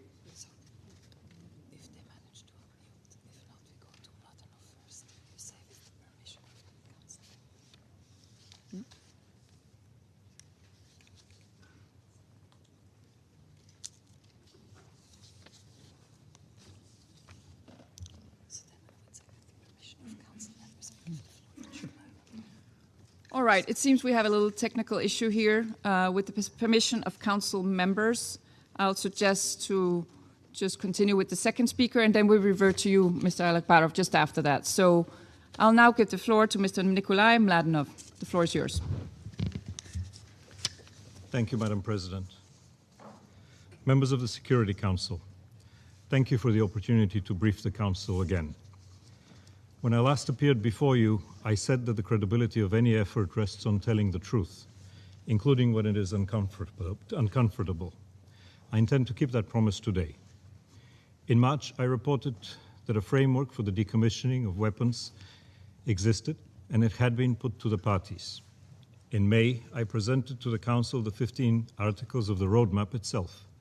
And on the 30th of July, Hamas and the Palestinian factions accepted the roadmap for completing the implementation of the comprehensive plan for Gaza. President Trump has called it a breakthrough. Indeed, it is a historic breakthrough. For the first time, Hamas and the armed factions in Gaza have agreed to hand over their weapons and to transfer full governing authority, civilian and security, to a transitional administration recognized by the United Nations. We now have the opportunity to dramatically improve life in a sustainable way for Palestinians in Gaza, to provide durable security for Israelis, and to move from a conflict that has destabilized the region to an environment that offers peace, prosperity, and economic opportunity for the entire Middle East. To achieve that transformation, we need the full implementation of the comprehensive plan and the roadmap. I know that some remain skeptical. I know that this Council has seen peace plans come and go and dissolve over time. It is, however, in the interest of Israelis and Palestinians alike and of the entire region that this plan does not unravel. The roadmap does not replace or contradict the comprehensive plan or UN Security Council Resolution 2803. It starts by reaffirming both as the guiding international framework and operationalizes what the Council has already decided. It covers the decommissioning of every category. Let me repeat that, every category of weapon in Gaza. There is no gray zone and no category left out. Weapons are to be removed from factional control into the custody of the Transitional National Committee for the Administration of Gaza, the NCAG, and to be rendered unusable under international supervision. Withdrawal follows verified decommissioning and proceeds in phases. It is sequenced and reciprocal. Each step rests on the successful completion of the one before it. Gaza cannot be disarmed in a fortnight. What the roadmap fixes is not a date of completion, but the order in which things should happen and the standard of proof required at each stage. The National Committee is composed of independent Palestinian professionals. Every police officer they will hire will be vetted, and those who fail vetting will not carry a weapon. An Implementation Verification Committee, the IVC, will certify compliance. It will be led by the Board of Peace and the United States and supported by the International Stabilization Force and the mediators. Israel is not a signatory to the roadmap, and in fact, we never asked it to be one. We asked Israel to reaffirm its commitments under the Comprehensive Plan and the Sharm el-Sheikh Protocol. While it has reaffirmed that framework, important questions of implementation still remain open. Nothing in the roadmap, Madam President, asks Palestinians to relinquish their rights and their aspirations. The credible pathway to a political horizon is in the Comprehensive Plan, and it is reaffirmed in the roadmap. Madam President, an agreed document on disarmament does not immediately mean a disarmed Gaza. But no one should understate that what was achieved in the roadmap contains three things that did not exist at any point in time before us. First is acceptance. Hamas and the factions have accepted, in public, the comprehensive plan and the framework requiring their complete demilitarization and a complete handover of governance in Gaza, civilian and security, direct and indirect. The second is agreement on a key principle: one authority, one law, one weapon. The claim of every armed movement around the world rests on the right to hold weapons outside the legitimate authority. This principle requires that the factions relinquish that claim. Thirdly is the architecture. Progress is performance-based, not calendar-based. A phase opens only when the previous one has been certified as completed. That constrains all sides, and all must understand it as such. Our approach in the implementation phase will be to trust nothing and verify everything. What has been agreed on paper will matter only if it is translated into verified action. Madam President, as you and the rest of the Council know quite well from your own experience, much of the debate about Gaza is a debate about either weapons or the miserable conditions in the Strip. This is understandable. But Gaza's crisis has never been only a security or a humanitarian problem.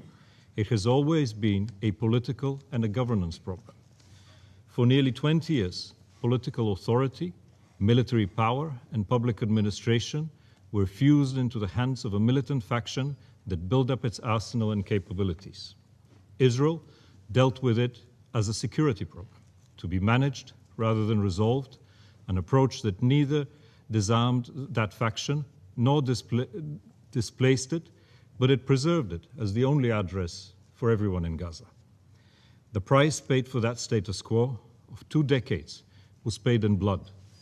Repeated wars, economic collapse, isolation, and immense suffering for both Israelis and Palestinians.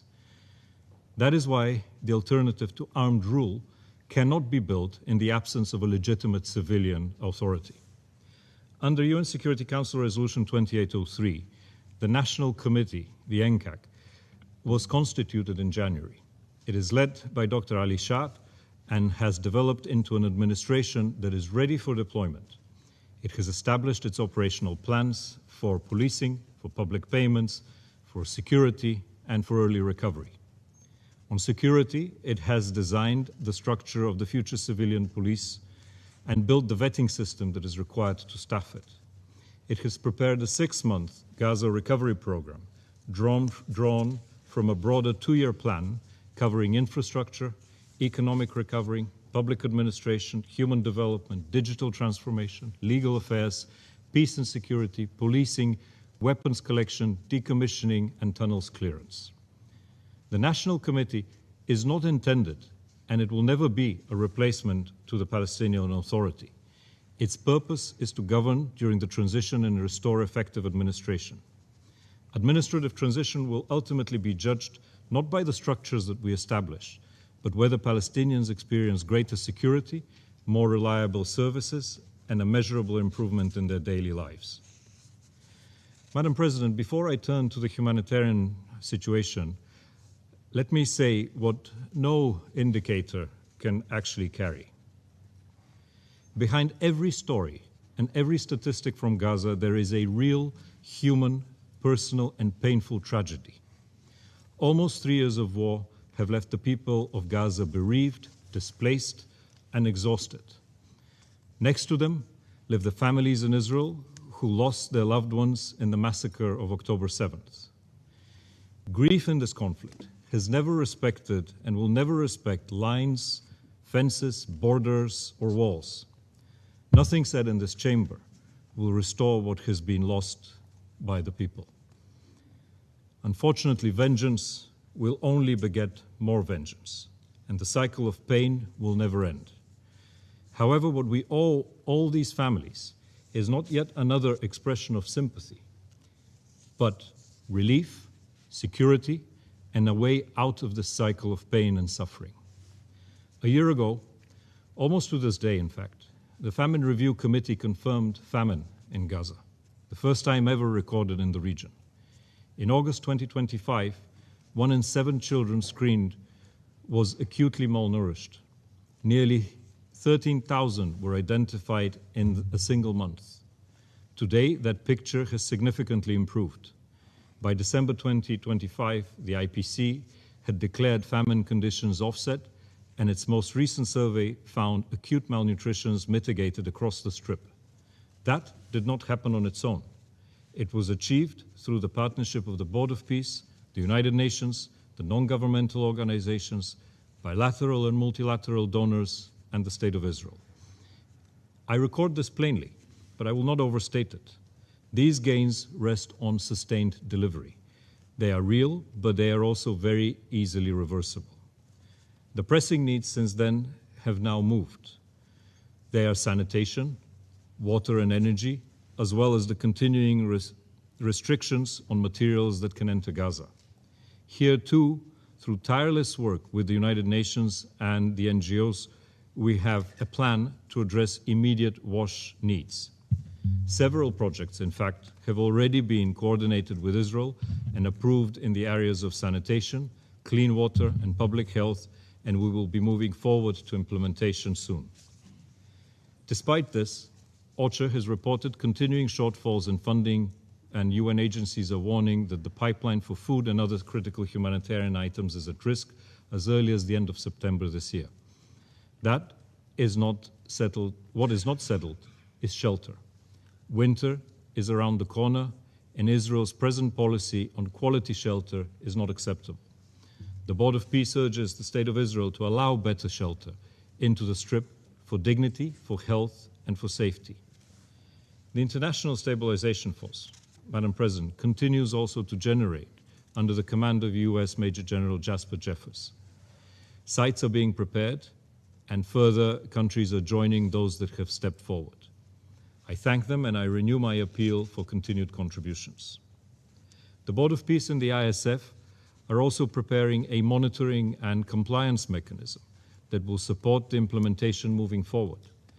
We will track implementation of the commitments by the parties and progress in the handover of governance responsibility to the National Committee. This is a critical tool to build confidence, track progress, and identify obstacles early enough to address them.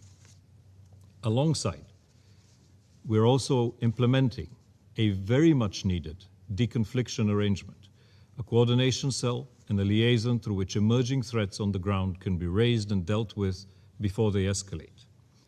In our last meeting with the Prime Minister of Israel, we went through his government's concerns one by one and narrowed the areas that still require technical work. We reaffirmed a shared objective, a demilitarized Gaza that can never again pose a threat. We also agreed on a mechanism through which remaining questions will be settled and established committees for that purpose, and they are already meeting. This is not a process that has stalled. It has moved from the negotiating table to the engineering table. Madam President, I will not pretend to this Council that the road ahead is going to be easy. The first risk is the distance between what has been agreed and what is happening on the ground. Israeli strikes have continued since the roadmap was accepted, and Palestinian civilians are still being killed. The ceasefire holds, and casualties have fallen sharply, but they have not stopped. A ceasefire, in fact, under which civilians are still buried, is not yet one that the people of Gaza can really feel. Every use of force that does not answer an immediate threat, and every incident that the deconfliction mechanism was not asked to resolve, costs the process something that is very, very hard to buy back. After 3 years of war and 20 years of military operations, I ask, will another strike on a munitions depot stop Hamas from rearming or tightening its grip on Gaza? It will not.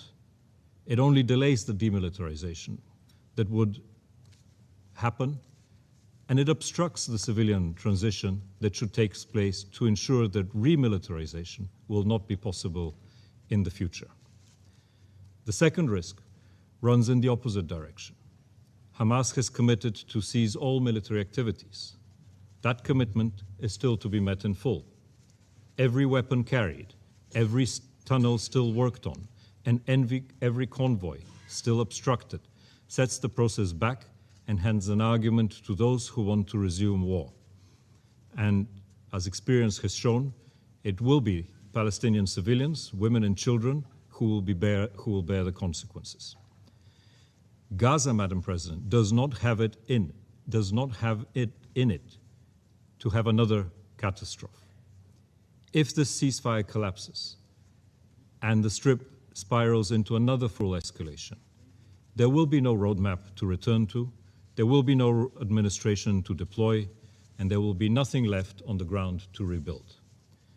That would not be a setback. It would be a point of no return for everyone. The third risk is time. Another winter is coming for people living in rubble and in tents. Ceasefires that deliver nothing visible are not sustained by patience, they are only exhausted by it. Madam President, none of this is an argument for stopping. It is an argument for knowing exactly what comes next. 3 things must be in place for the process to move forward. The ISF needs to be able to deploy, Israel's undertakings under the Sharm el-Sheikh Protocol need to be implemented, and Hamas must adhere to its commitments. It is then that we can begin in those areas that conditions are best. The National Committee and the ISF will enter Gaza. The committee will begin to exercise its civil governance while completing vetting and handover procedures. Police weapons will be handed over to the committee's custody for dismantling. Heavy weapons, depots, tunnels, and production sites will be declared and moved for decommissioning. Militia and light weapons will also be decommissioned. That unlocks real change that people can actually see. Civil police, rather than armed men on the streets, shelter before winter, recovery and rehabilitation, and the prospect of reconstruction and Israeli withdrawal. Reconstruction at scale will follow verified and irreversible progress on demilitarization. It is the only way to ensure that what is built is not going to be destroyed again. Madam President, finally, I have 3 requests of the Council. First, please say plainly and repeatedly what this Council has already decided. The complete decommissioning of weapons in Gaza and the implementation of the Sharm el-Sheikh Agreement are requirements of the framework endorsed by Security Council Resolution 2803 and the only route to Israeli withdrawal, reconstruction at scale, and creating the conditions for a credible political path towards Palestinian self-determination and statehood. Secondly, I call on all member states to work with the Board of Peace and the National Committee for the Administration of Gaza, as well as the United Nations, to ensure that the necessary support and resources are mobilized. The International Security Force requires troops, equipment, and enabling capabilities. The National Committee requires support for police training, public administration, and recovery. Gaza's students, the sick, and the injured require countries willing to host them and provide education opportunities and medical treatment. And last but not least, please preserve the political destination of this transition.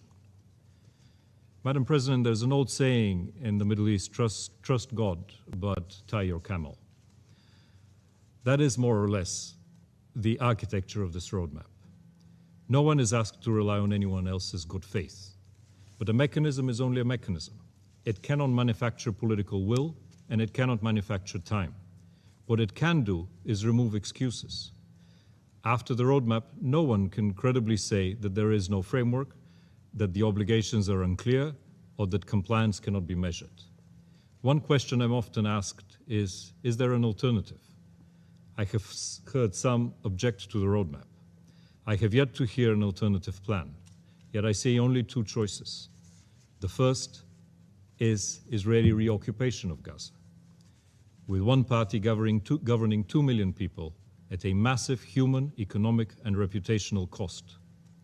The second is to allow the status quo that produced October 7th and everything that has followed it to quietly reassemble itself.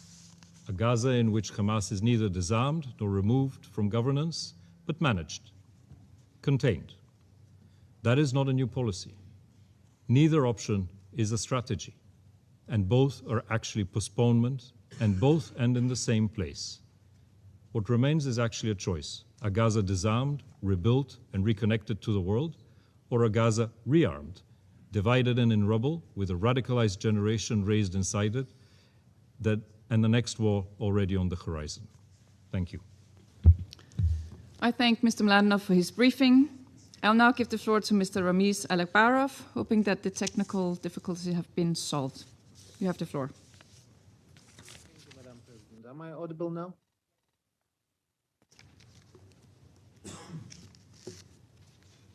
Can you hear us? Yeah. Yes. Please go ahead. Madam President, thank you. Madam President, members of the Security Council, I'm briefing you today as tensions are rising and uncertainty deepens in the occupied Palestinian territory. As talks continue on implementation of the Resolution 2803 and the comprehensive plan to end the Gaza conflict, the ceasefire remains fragile. Israeli strikes on Gaza are continuing while humanitarian and security challenges persist.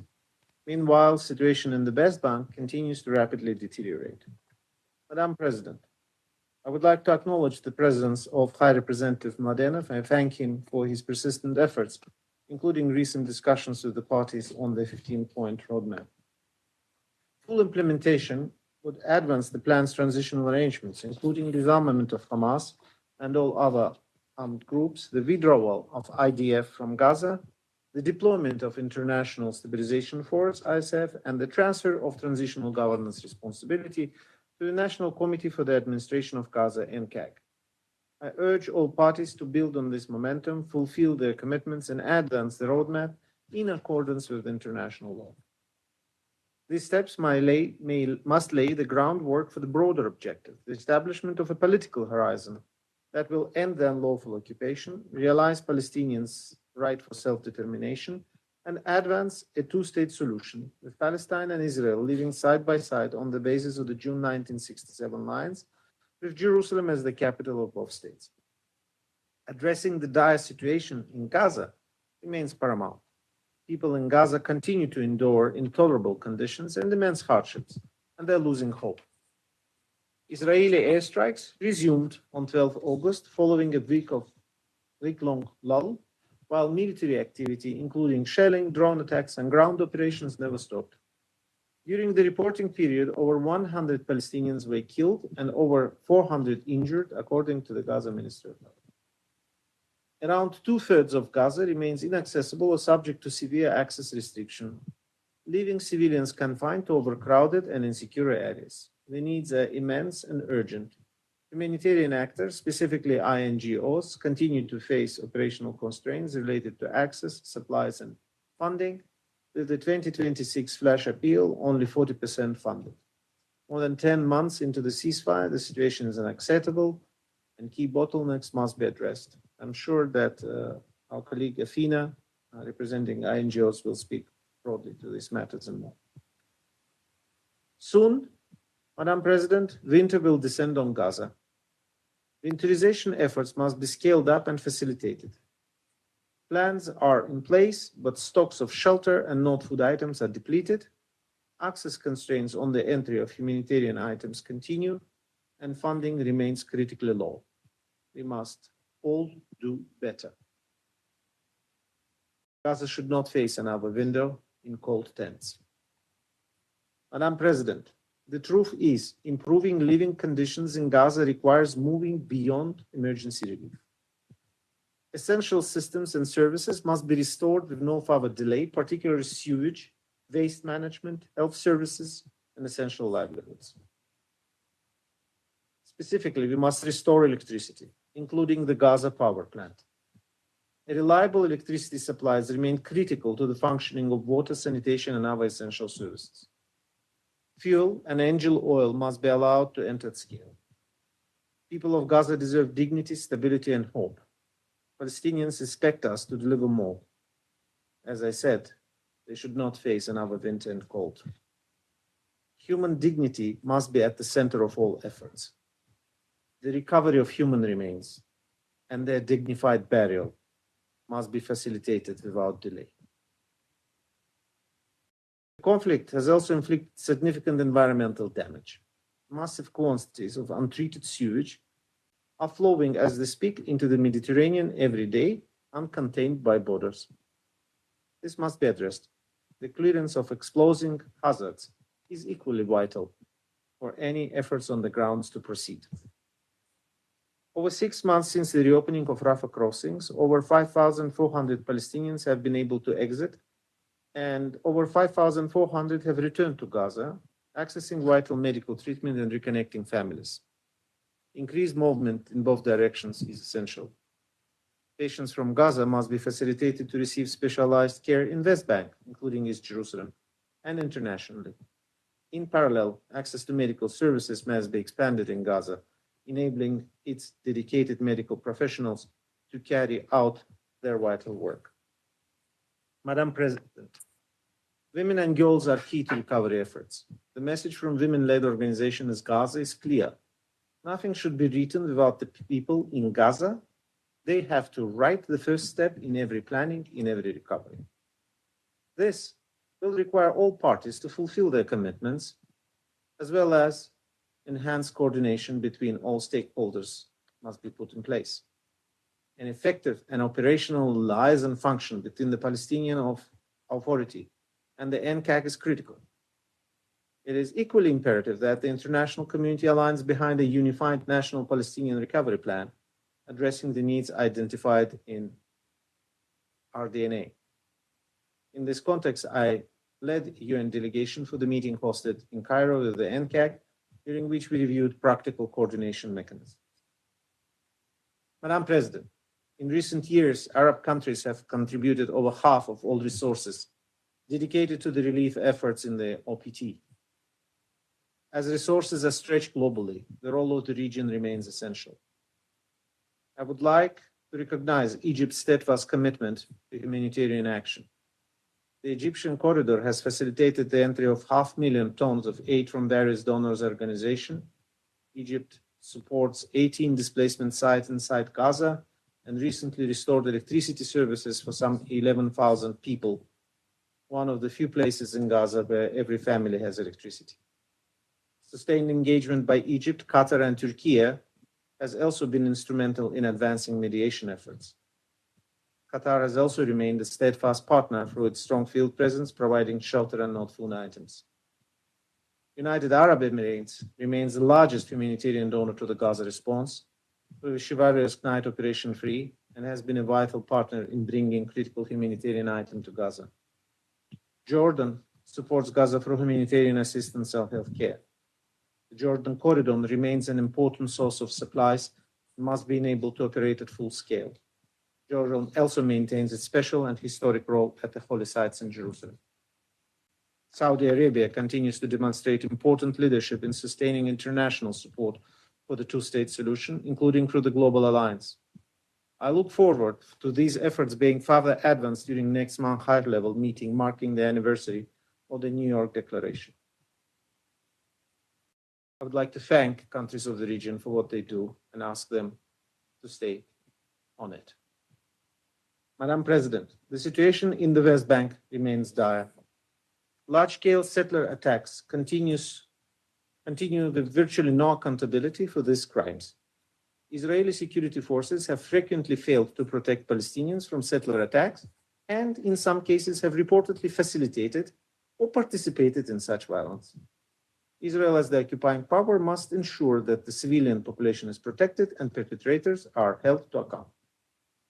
On 18 August, the Israeli authorities opened bidding for over 1,200 housing units in the E1 area of East Jerusalem. If implemented, the E1 plan will effectively sever the northern and southern parts of the Western Bank and its connection to East Jerusalem, eroding prospects for a viable Palestinian state. I reiterate that settlements have no legal validity and they are a flagrant violation of international law. Yesterday, the Israeli authorities forcibly entered and unlawfully seized the UNRWA Kalandia Training Center in East Jerusalem. On Monday, members of my team participated in a PA-led diplomatic visit to the center, which plays a critical role in the community. I reiterate my call on Israel to act in accordance with its obligation under international law. All efforts to seize, control, or expropriate UNRWA facilities must cease. Madam President, Palestinian Authority's fiscal crisis remains acute. Israel continues to withhold some $6 billion equivalent in shekels, including revenues, while uncertainty over corresponding banking poses a further serious threat to Palestinian financial stability. The parties must urgently secure a long-term extension of the corresponding banking arrangements, allowing regulators time to implement suitable solutions. Madam President, Gaza's recovery and reconstruction and the broader political process are mutually dependent and neither can be sustained in isolation. We have the means to advance a credible path forward. There is a broad consensus on the essential elements of that path. Security Council Resolution 2803 must be implemented immediately and in full. Equally, the New York Declaration should be advanced in parallel and in a mutually reinforcing manner.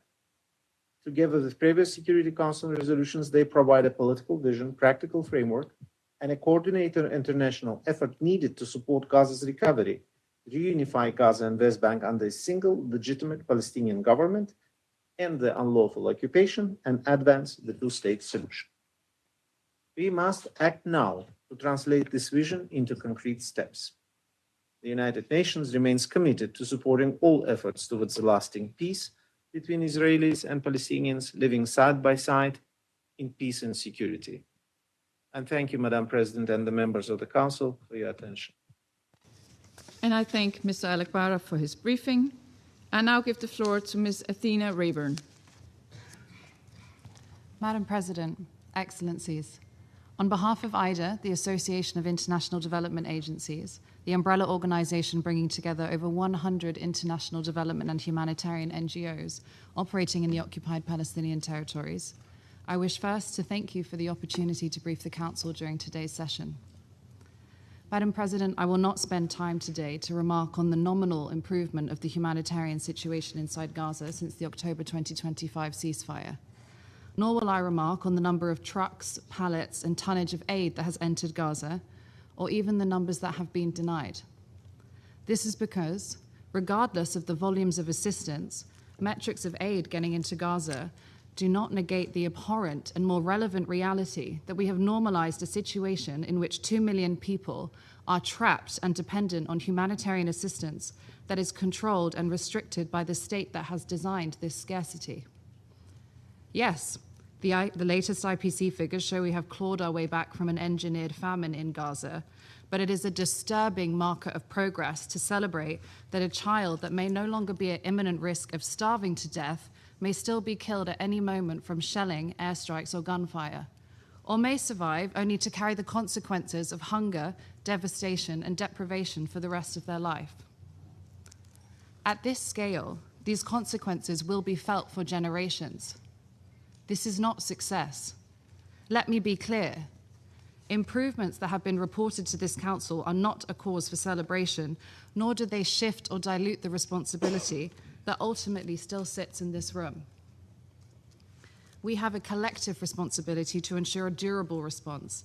This means sustained humanitarian access, delivery of basic services, recovery, and the creation of conditions in which people in Gaza can begin to live rather than just survive the next 24 hours. This reality, this shared responsibility, is what I will focus my remarks on today. Excellencies, what is imperative for this Council to note is that while Resolution 2803 helped provide a framework within which the reduction in hostilities became possible, the measure of that framework is not whether a Board of Peace, an international stabilization force, or even a national committee for the administration of Gaza has been created. It must be whether those institutions are, in the short term, providing immediate protection, relief, and safety for the civilian population, and in the long term, moving Gaza towards the required legal endpoint that has already been adjudicated, the end of Israel's unlawful presence, and the realization of the Palestinian people's inalienable right to self-determination. By these basic measures, the Board of Peace is failing. What is evident is that with the operationalization of the Gaza Board of Peace, the rights of Palestinians in Gaza have been made subordinate to the far-reaching, capricious, and arbitrary requirements of its occupier. This is untenable.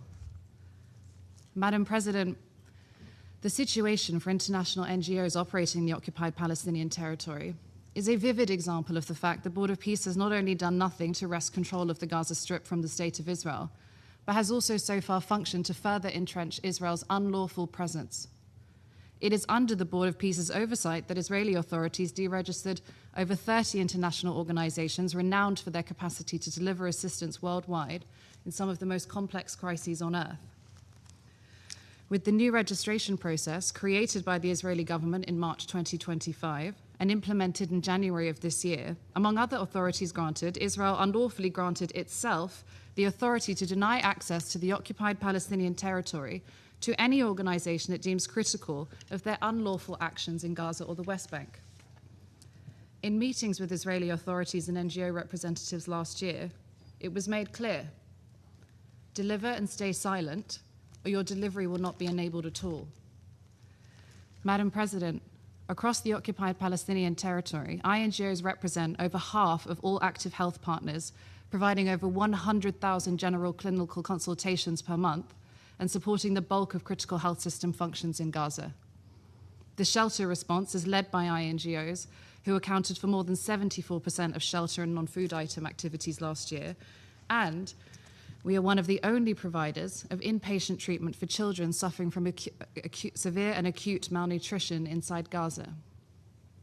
The State of Israel has taken this path since the October 2025 ceasefire announcement to restrict these organizations, in full knowledge of the size and scope of their operations and the impact this would have on the humanitarian response.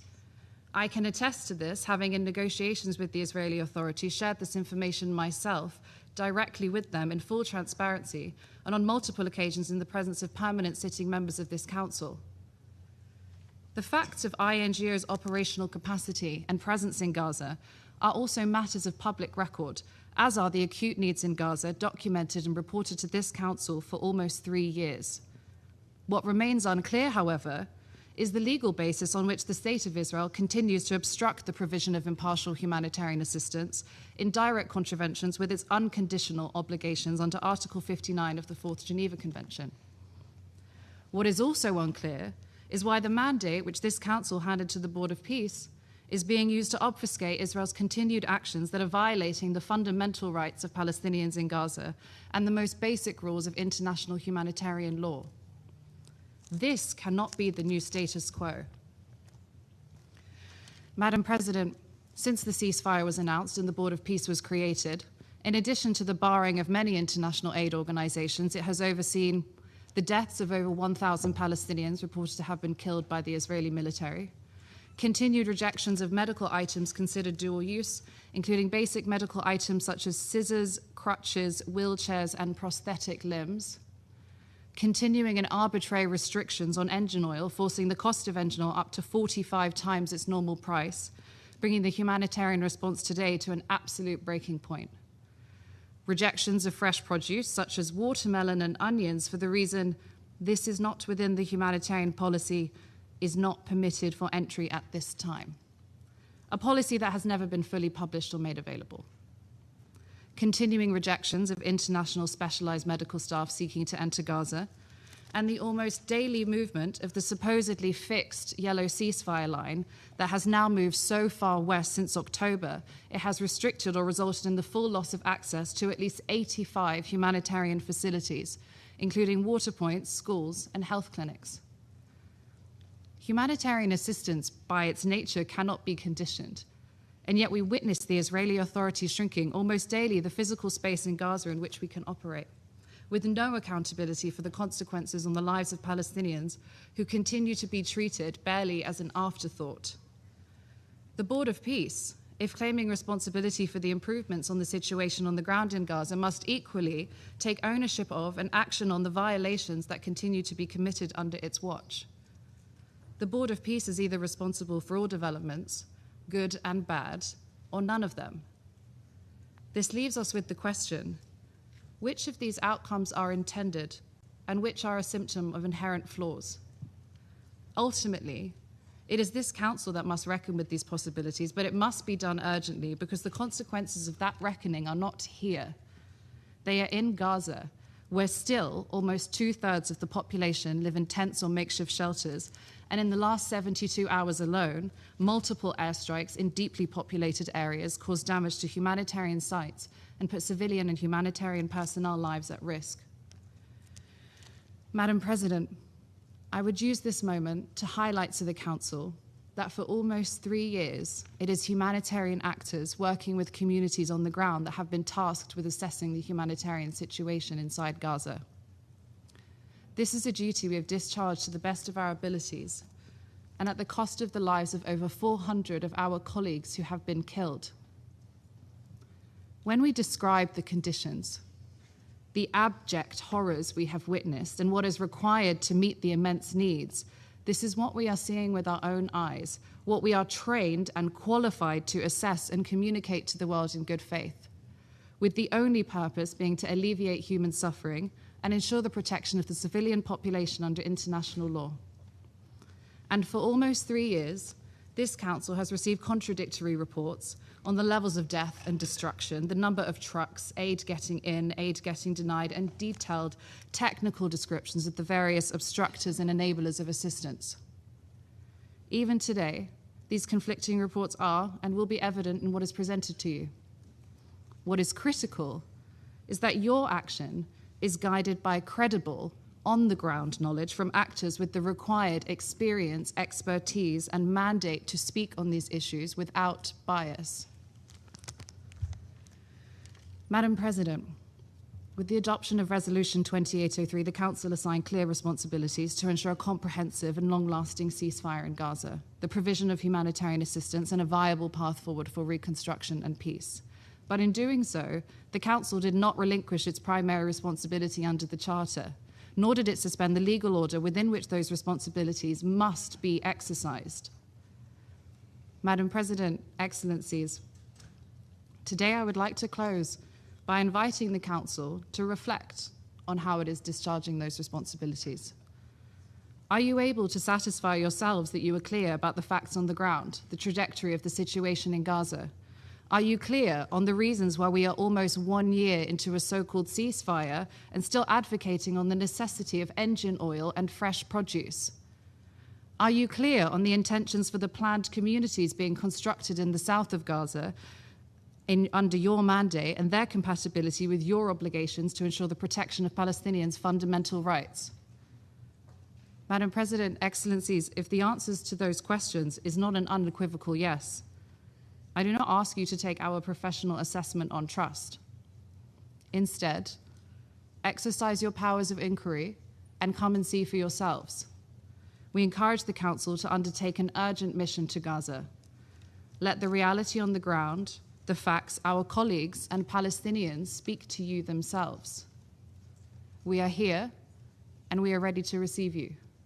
Thank you, Madam President. I thank Ms. Rayburn for her briefing, and I now give the floor to those council members who wish to make statements. I give the floor to the representative of the United States. Thank you, Madam President, and thank you, High Representative Mladenov, Mr. Alakbarov, for your briefings today. Colleagues, UNICEF recently issued a report, June of this year, and its latest report, it opens with a photograph of an infant named Leah at a mobile clinic in Gaza City. She was there for a routine health checkup, and unlike her parents, she has a very real shot at growing up having never experienced the repression and terror at the hands of Hamas. And that is something, colleagues, I think that we should take on board and understand that she has a chance here. And this same report from UNICEF found that acute malnutrition amongst children under 5 in accessible areas of Gaza has dropped by an incredible 82% in under 1 year. I say that again, 82% drop in malnutrition for children under 5 in areas of Gaza in just under 1 year. Of course, absolutely, we have a very long way to go, and I appreciate High Representative Mladenov's very candid assessment of both the progress and the needs we still have. But in UNICEF's words, quote, children's nutrition improves when aid and commercial supplies reach them, end quote. It should be no surprise, or it shouldn't be a shock to anyone here, that when terrorist groups stop hoarding and using aid as a cruel lever for control, that people's lives get better. But, Madam President, frankly, after hearing Ms. Rayburn's briefing, it's quite disturbing to hear a representative of civil society at this council ignore UN reports, including by the Commission of Inquiry, frankly no friend of Israel over the years, with repeated incredible reports of torture by Hamas, not a word from Ms. Rayburn or civil society briefing, not a word on the kneecapping of Palestinians who recently dared to step out and protest Hamas's rule, not a word of other reports on Hamas using hospitals as human shields, building tunnels and command centers under schools. You know, it's amazing to see. Well, let me put it this way. You know who is not starving in Gaza, Ms. Rayburn and members of this council? Hamas fighters aren't starving. You don't see their leadership starving. You don't see their wives who are carrying Birkin bags on camera. They're not starving. So I would encourage everyone to reread. I'll encourage your civil society briefers to read all of Resolution 2803, debated extensively, but passed by this council without opposition, including the annex, which is the only UN document that says no annexation, at the same time says there is a pathway to a two-state with reform. Finally, through this council, just in the last year. And the progress that we've made is something I do think to be applauded, but realistically evaluated. And of course, we have a long way to go. But now Gaza has one of the lowest rates of acute malnutrition in the region. And that is a result of the work that many people have done to bring calm to Gaza. And for the first time in modern history, a new future for Gaza is credibly within reach. One without war, without terrorist overlords, without tunnels, without hostages, and without suffering. But that is only if those of us in this room and those engaged in this issue around the world keep up the pressure on Hamas. It'd be nice if we have briefers here that actually say Hamas and mention these terrorists. And we'll continue to call on support for President Trump's comprehensive plan that was endorsed by this council and has established the International Stabilization Force through Resolution 2803.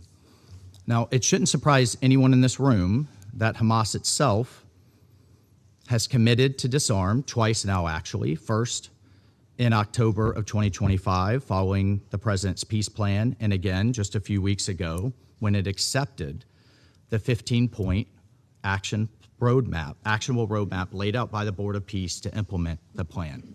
Obviously, there are skeptics. We hear them. We all know what kind of organization that we're dealing with. Hamas is a terrorist group responsible for horrific acts of violence against Americans, against Israelis, against the people of Gaza, and the rest of the world. And so, believe me when I say that we will judge Hamas by what it does, not only by what it says, but let's also remember something else. The skeptics said the hostages would never come home, and certainly not all of them, including, sadly, the dead. They did come home, each and every one. The skeptics said this war could not end until an agreement, or it could not end, and that an agreement could never be reached. But we did reach an agreement. And now they say Hamas will never disarm. We'll see.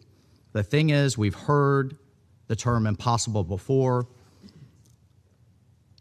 The president and his team have made a habit of proving conventional wisdom wrong.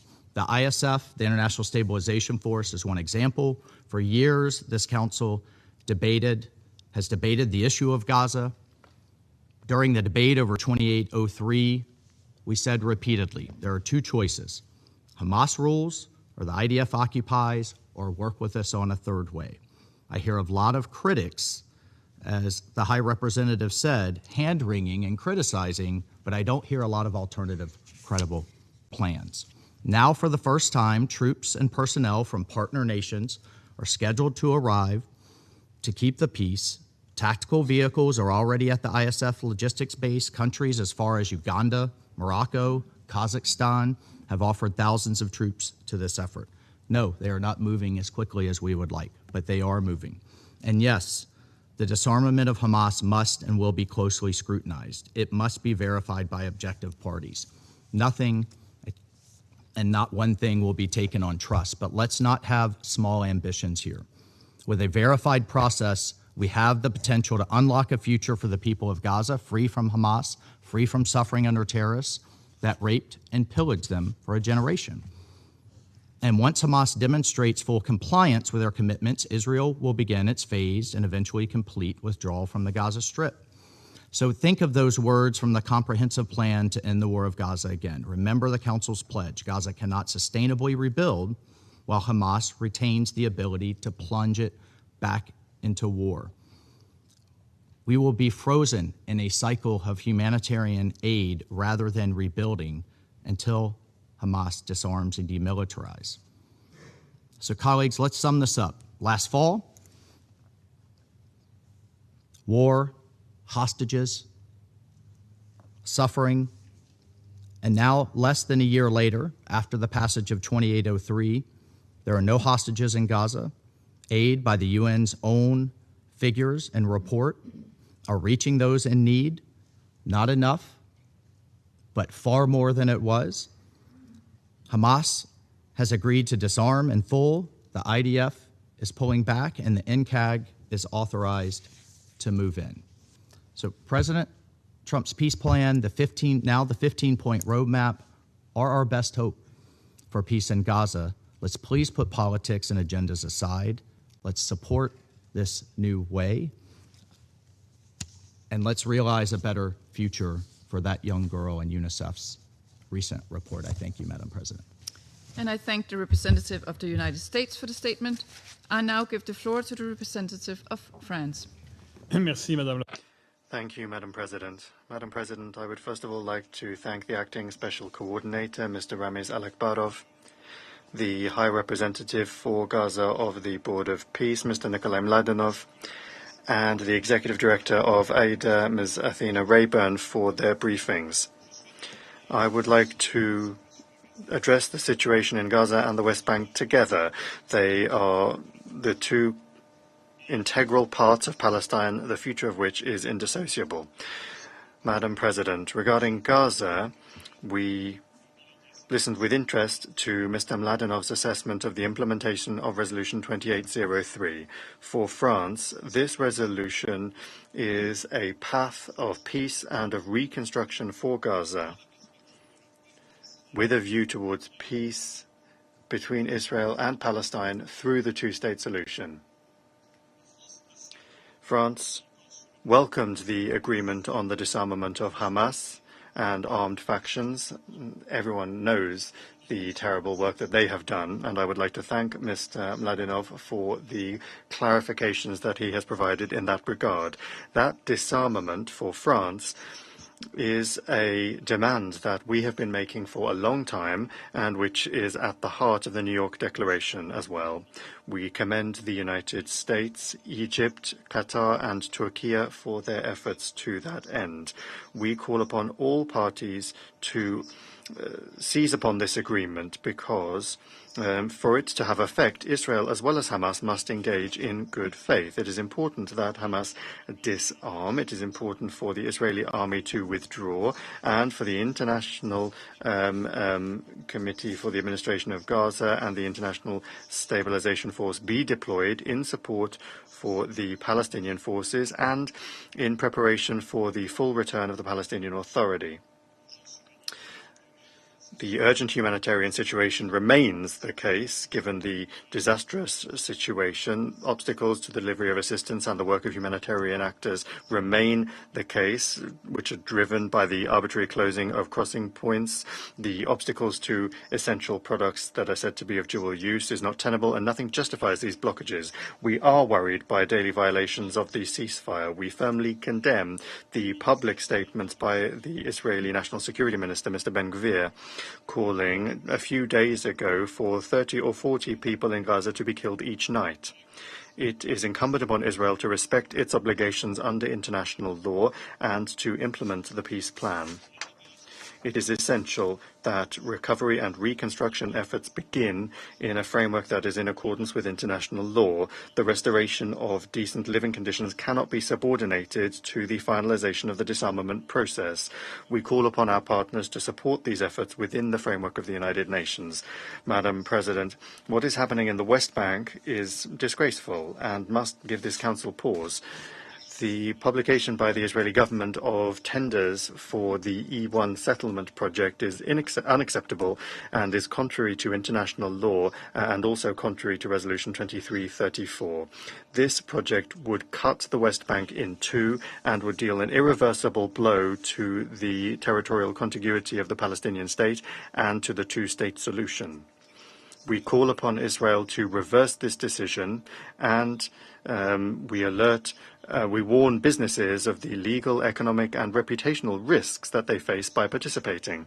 The intensification of acts of terror by settlers and the climate of impunity in which they are prospering are also alarming. We call upon Israel to guarantee the protection of the Palestinian population, to arrest and to prosecute those responsible, as it has the obligation to do under international law. France and its European partners will remain mobilized. Sanctions have been adopted against the responsible entities and individuals, and new ones could also be adopted. Obstacles to the essential work of UNRWA remain in effect, as is illustrated by the Israeli incursion yesterday in its training center in Kalandia. We call upon Israel to cease these unacceptable attacks and to respect UN immunities and privileges. Lastly, it is urgent that Israel transfer to the Palestinian Authority the tax revenues due to it and that it restore banking links in the long term. If it doesn't do this, the ability of the Palestinian Authority to provide essential services to its population and to implement the necessary reforms would be compromised. Madam President, the untenable situation in Gaza and in the West Bank is compromising the prospects provided by the ceasefire agreement, the peace plan, and Resolution 2803. This situation is jeopardizing the two-state solution and regional stability.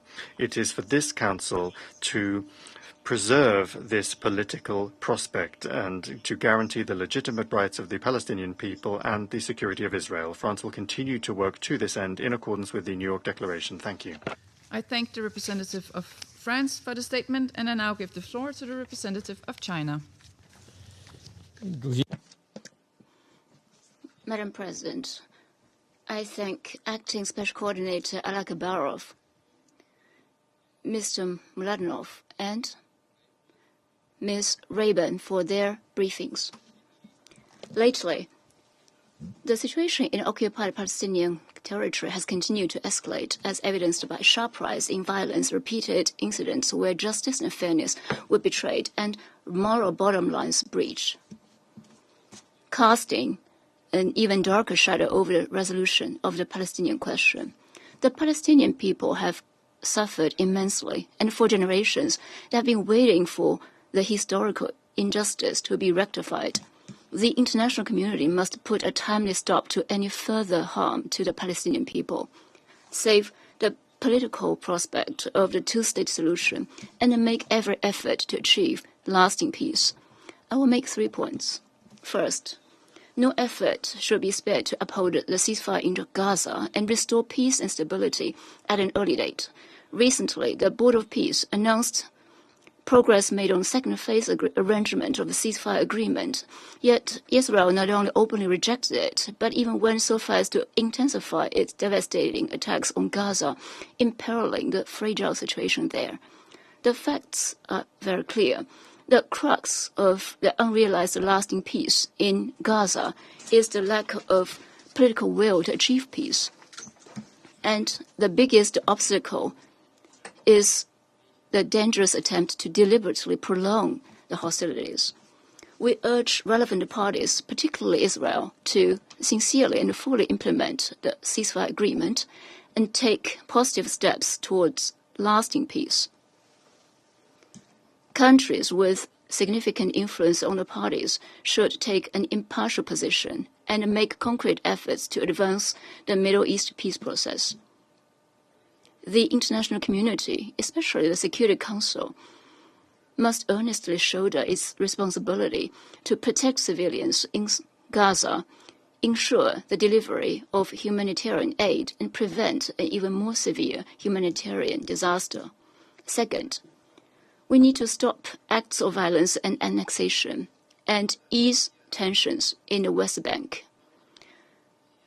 The security situation in the West Bank is becoming increasingly precarious, and incidents of violence against Palestinian civilians are appalling. In recent days, West Bank settlers besieged Palestinian residents for days in an attempt to drive them out and seize their homes. China strongly condemns such acts. In defiance of the strong oppositions from the international community, Israel launched tenders for settlement construction in the E1 area. This move will seriously undermine the integrity of the Palestinian territory and the very foundation of the two-state solution. Any attempted de facto annexation of the West Bank is unacceptable. All settlement activities are in violation of international law and Security Council resolutions and must cease immediately.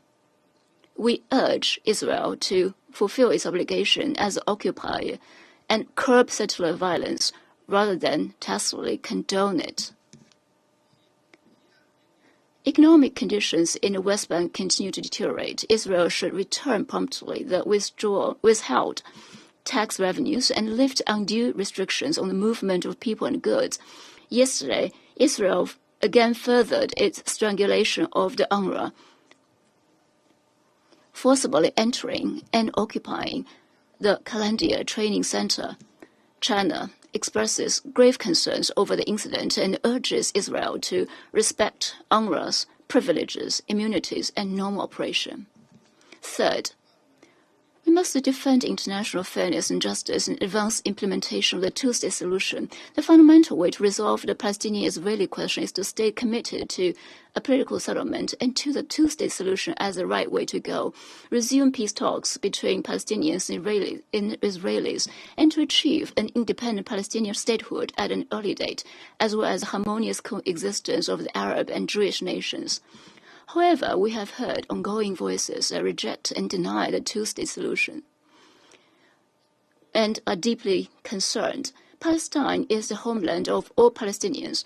Governance in the West Bank and post-war reconstruction in Gaza must be conducted in line with the principle of Palestinians governing Palestine. The international community should, on the basis of international law and aimed at both symptoms and root causes, take practical actions to support the just cause of the Palestinian people in pursuit of their legitimate national interests and rights, reject any unilateral action that undermine the foundation of the two-state solution, and promote a comprehensive, just, and lasting solution to the Palestinian question at an early date. The Palestinian leaders' legitimate right to attend ongoing general debate should be safeguarded. President, the question of Palestine has always been at the heart of the Middle East issue. It must not be marginalized or instrumentalized. Palestinian people must not become victims of geopolitical contest. The Palestinian question has been on the UN agenda for more than 70 years, and its solution is long overdue. China stands ready to work with the international community to jointly push for an end of hostilities, ease the humanitarian disaster, and implement the two-state solution, thereby making greater contribution to an early end to suffering of the Palestinian people and achieving lasting peace and stability in the Middle East. Thank you, President. The representative of China for the statement, and I now give the floor to the representative of Pakistan. Thank you, Madam President. We thank Acting Special Coordinator Ramiz Al-Akbarov and High Representative Nikolai Mladenov for their comprehensive briefings. And we also take good note of the statement by Ms. Rayburn, particularly including her reminder to this Council regarding its responsibilities under the UN Charter. As we have heard today, the situation in the occupied Palestinian territory is at a critical inflection point. We are witnessing two dangerous and mutually reinforcing trends. First, systematic violations of international law continue with impunity. Second, deliberate illegal actions on the ground are undermining the territorial and political foundations of a viable future Palestinian state, and linked with that, the prospects of lasting peace. Together, these actions by the occupying power are prolonging the present crisis and deepening the humanitarian suffering. Despite the clear position of this Council and repeated calls for their cessation, Israel's illegal settlement activities continue unabated. The advancement of the E1 settlement project, which would effectively sever the West Bank, is particularly alarming. And beyond threatening the territorial contiguity of a future Palestinian state, the project places thousands of Palestinians at risk of forcible displacement. The foreign ministers of the Group of 8 Arab Islamic countries, including Pakistan, have unequivocally condemned Israel's settlement policies and categorically rejected the E1 plan and called it a dangerous escalation. Settler violence has also reached alarming levels. The UN recorded approximately 190 attacks per month in early 2026, which is unacceptable and warrants urgent action. The continued withholding of around $6 billion in Palestinian clearance revenue is undermining the financial position of the Palestinian Authority and its ability to provide essential services. These revenues must be released without delay. Madam President, the situation in Gaza remains equally grave as testified by the briefers. Despite the ceasefire and the positive diplomatic developments, Palestinians continue to face death, destruction, and severe humanitarian hardship. Since the announcement of ceasefire, more than 1,200 Palestinians have been killed. Israeli violations have continued, including repeated, unjustified, and highly indiscriminate attacks on civilian infrastructure, while the humanitarian situation remains extremely fragile. So, under the circumstances, there is a valid question. If the ceasefire is holding, as we are being told, then how are strikes continuing and civilians being killed?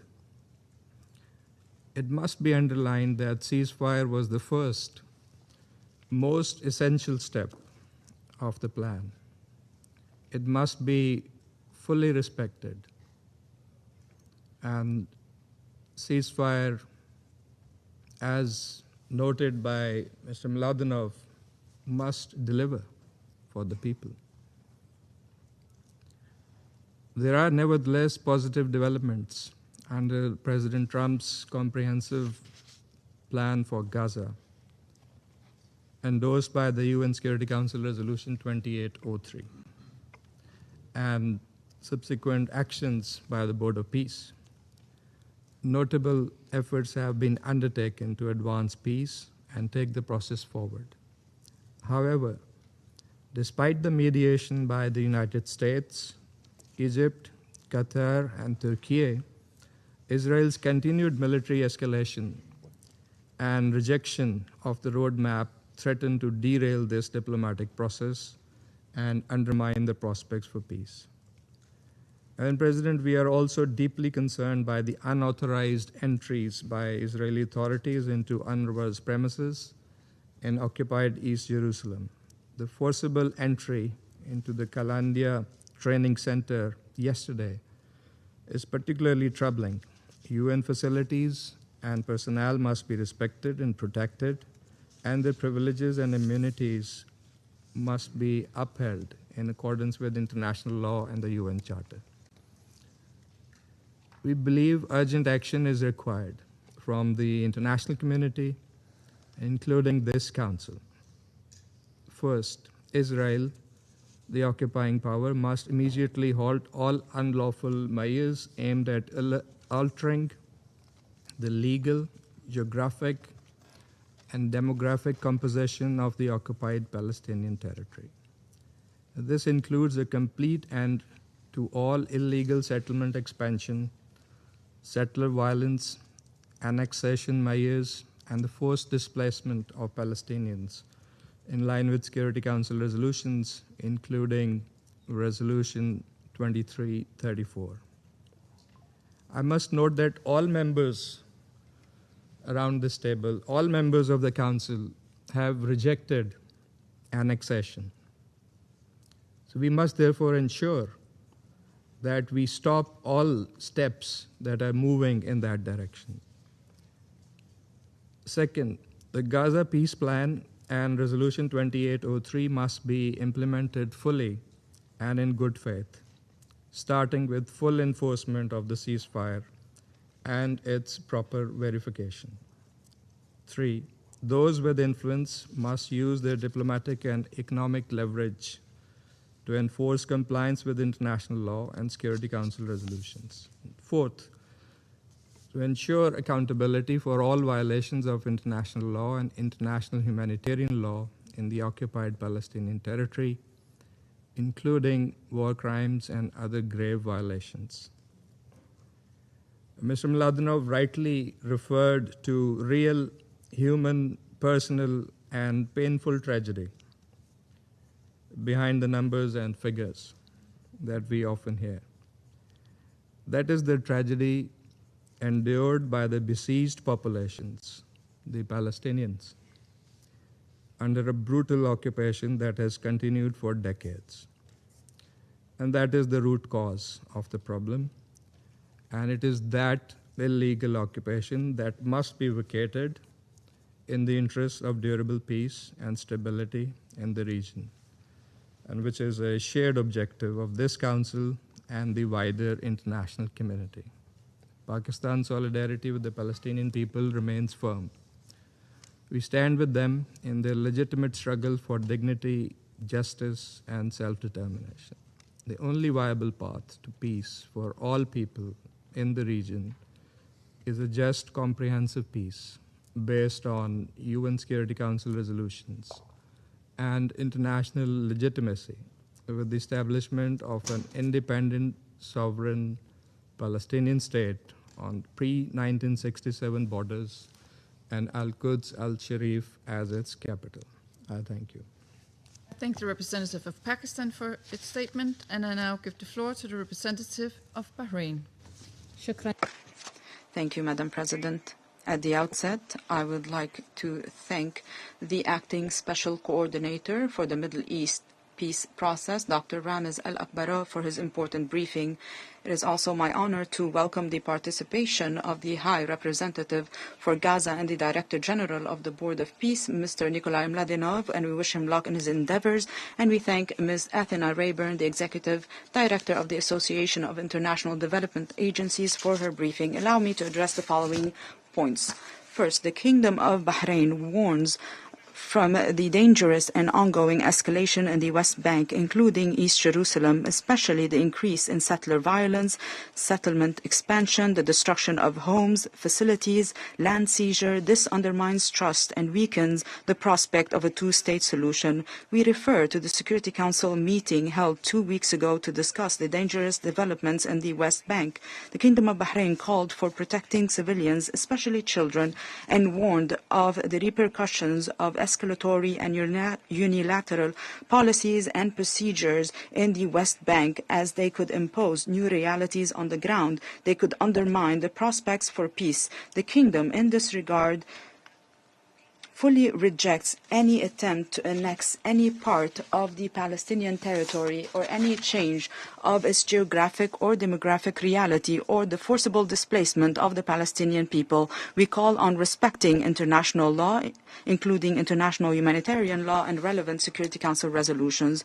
The Kingdom of Bahrain stresses the importance of implementing Security Council Resolution 2803 and the comprehensive plan to end the Gaza conflict, and to support the progress made and the practical arrangements by the Board of Peace and the National Committee for the Administration of Gaza and the ISF. We also urge for removing all obstacles for strengthening the pillars of stability in Gaza, for reconstruction, for improving the living conditions, and for guaranteeing the delivery of humanitarian assistance at scale and in a sustainable manner, and to guarantee the complete Israeli withdrawal according to relevant arrangements, while reaffirming the unity of the Palestinian territory, and to move forward towards a political serious track that leads to achieving the two-state solution. We look forward to the different meetings that will be held on Palestine during the high-level week, during the 81st session of the General Assembly in September, to maintain the political and diplomatic momentum, reaffirming that the Palestinian question remains at the heart of international priorities. Second, the Kingdom of Bahrain warns of the repercussions of violations against Islamic and Christian holy sites in Jerusalem and any attempts to change the historic and legal identity and character of the city, especially as these acts provoke the sentiments of millions of Muslims and Christians around the world. We also reaffirm the importance of abiding by a rhetoric of coexistence and tolerance to confront extremism.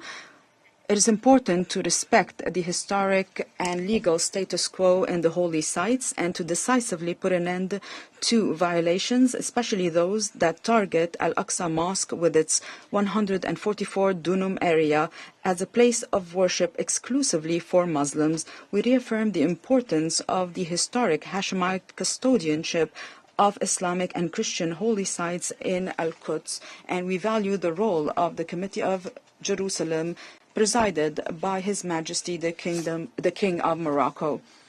Third, we commend the efforts of the Palestinian government to meet the aspirations of the Palestinian people and abide by a national reform program and move forward with the legislative elections on November 28th, and to complete all democratic and electoral processes, including the presidential elections in 2027. We call on the international community to continue to support the Palestinian government, including the release of withheld Palestinian clearance revenues.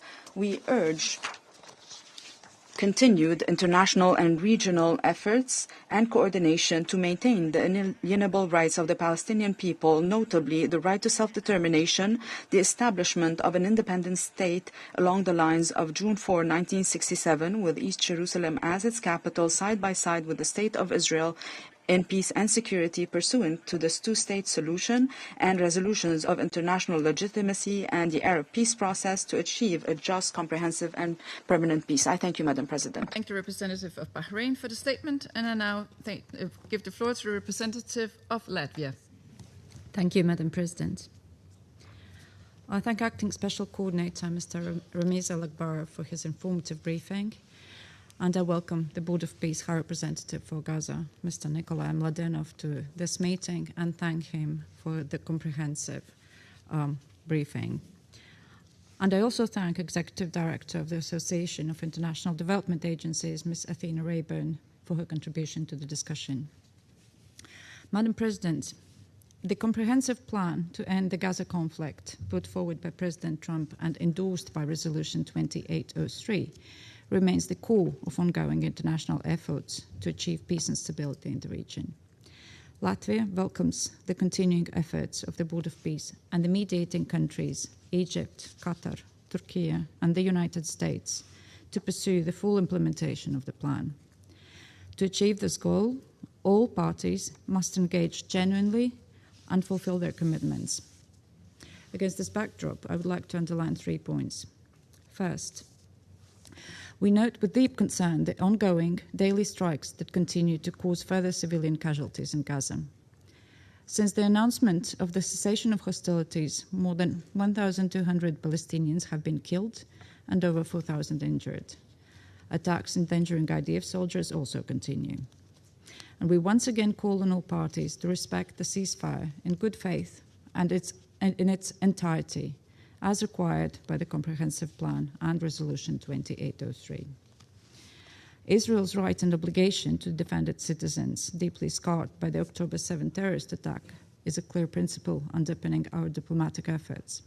At the same time, international law and international humanitarian law must be fully respected, ensuring the protection of civilians, journalists, and humanitarian personnel across both Gaza and the West Bank. The rhetoric of annexation and statements calling for targeted killings of Palestinians expressed by some Israeli politicians are unacceptable. Further constructive steps are needed to advance the comprehensive plan and prevent resurgence of violence in Gaza. There is no future for non-state armed groups and terrorism in Gaza. We once again underline that complete disarmament of Hamas and its relinquishing of power are imperative. Concurrently, the deployment of the International Stabilization Force and the withdrawal of the IDF must take place, as outlined by Mr. Mladenov. With the support of the international community, including the UN agencies and the Palestine Donor Group, the work of the National Committee for the Administration of Gaza and its deployment on the ground is indispensable for restoring dignified living conditions to the people of Gaza, and it must start without further delay. The early involvement of the Palestinian Authority, alongside its ongoing reform efforts and preparations for the upcoming elections, would lay the foundation for future self-sustaining governance in Gaza. Second, 3 months before the anniversary of the adoption of Resolution 2803, the humanitarian situation in Gaza remains appalling. Conditions are continuously critical across multiple sectors, with severe water insecurity, depriving civilians of adequate access to safe drinking water and the water needed for basic hygiene and sanitation. These conditions are compounding already grave public health risks amid disrupted health services, damage to and attacks on healthcare facilities and personnel, and persistent shortages of essential medicines, medical supplies, and equipment. Repeated displacement continues to expose civilians to increasingly precarious conditions. And as we heard, there is an urgent need for basic shelter assistance and other vital relief to meet the needs of displaced families, especially ahead of the winter. Sustained, safe, and predictable humanitarian access remains essential to an effective response and must be facilitated without conditions in accordance with international humanitarian law and humanitarian principles. International humanitarian organizations, including UN agencies and international NGOs, continue to play a critical role in delivering life-saving assistance despite severe operational constraints, and their work must not be hindered. Third, the international community, including in this chamber, has repeatedly opposed the entrenching annexation of the West Bank. Today, we note with regret that the expansion of illegal Israeli settlements, including in the E1 area, continues. Increased settler attacks and harassment, movement restrictions, and demolition of property and infrastructure contribute to the forced displacement of Palestinians and fuel the vicious cycle of vengeance and radicalization. We urge Israel to address the situation in full respect of international law and commitments, including Security Council Resolution 2334, as well as all previous arrangements to which it has pledged itself. The withheld Palestinian tax revenues must be released without delay. Attacks against Israeli civilians, incitement to violence, and all forms of terrorism are equally unacceptable, and the Palestinian Authority must fulfill its commitments to pursue meaningful, comprehensive reforms. This includes strengthening governance and accountability, addressing radicalization, including education in line with UNESCO standards, and reforming the payment system for families of prisoners. Madam President, it is essential that the comprehensive plan delivers the expected results. Neither Israeli security concerns nor the legitimate aspirations of the Palestinians can be realized amidst the risk of reigniting yet another devastating escalation. A political perspective encompassing Gaza and the West Bank is the only way to achieve long-term stability. It is crucial to continue and reinforce international engagement towards peaceful coexistence through the two-state solution, in line with the relevant Security Council resolutions and the New York Declaration. And Latvia reaffirms its very firm commitment to the shared objective of peace and stability in the region. I thank you. I thank the representative of Latvia for the statement, and I now give the floor to the representative of the Russian Federation.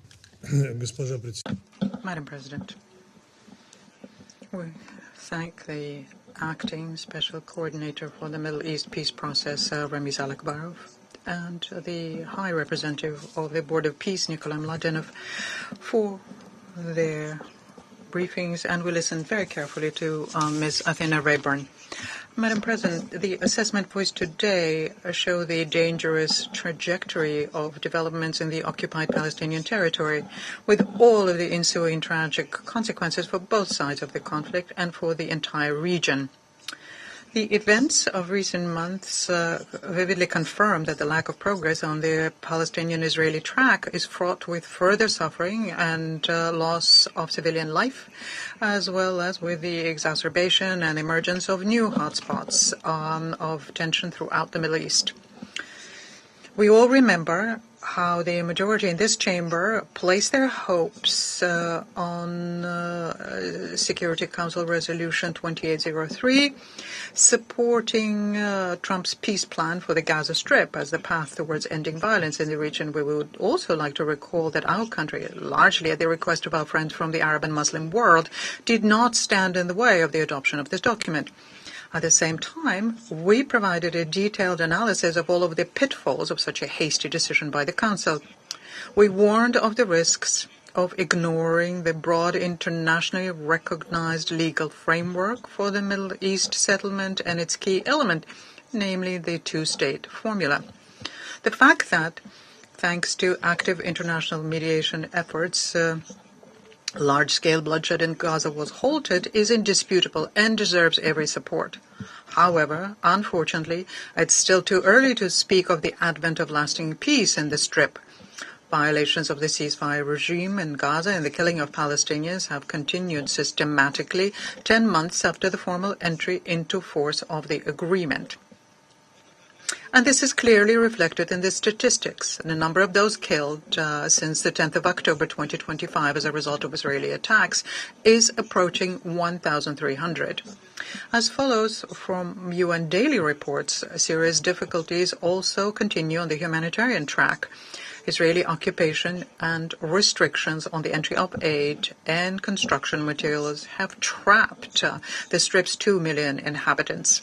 And people are forced to crowd into less than 50% of the enclave's territory. Virtually every family faces the problem of finding shelter, while more than 70% of Palestinian children under the age of 2 consume unhealthy food.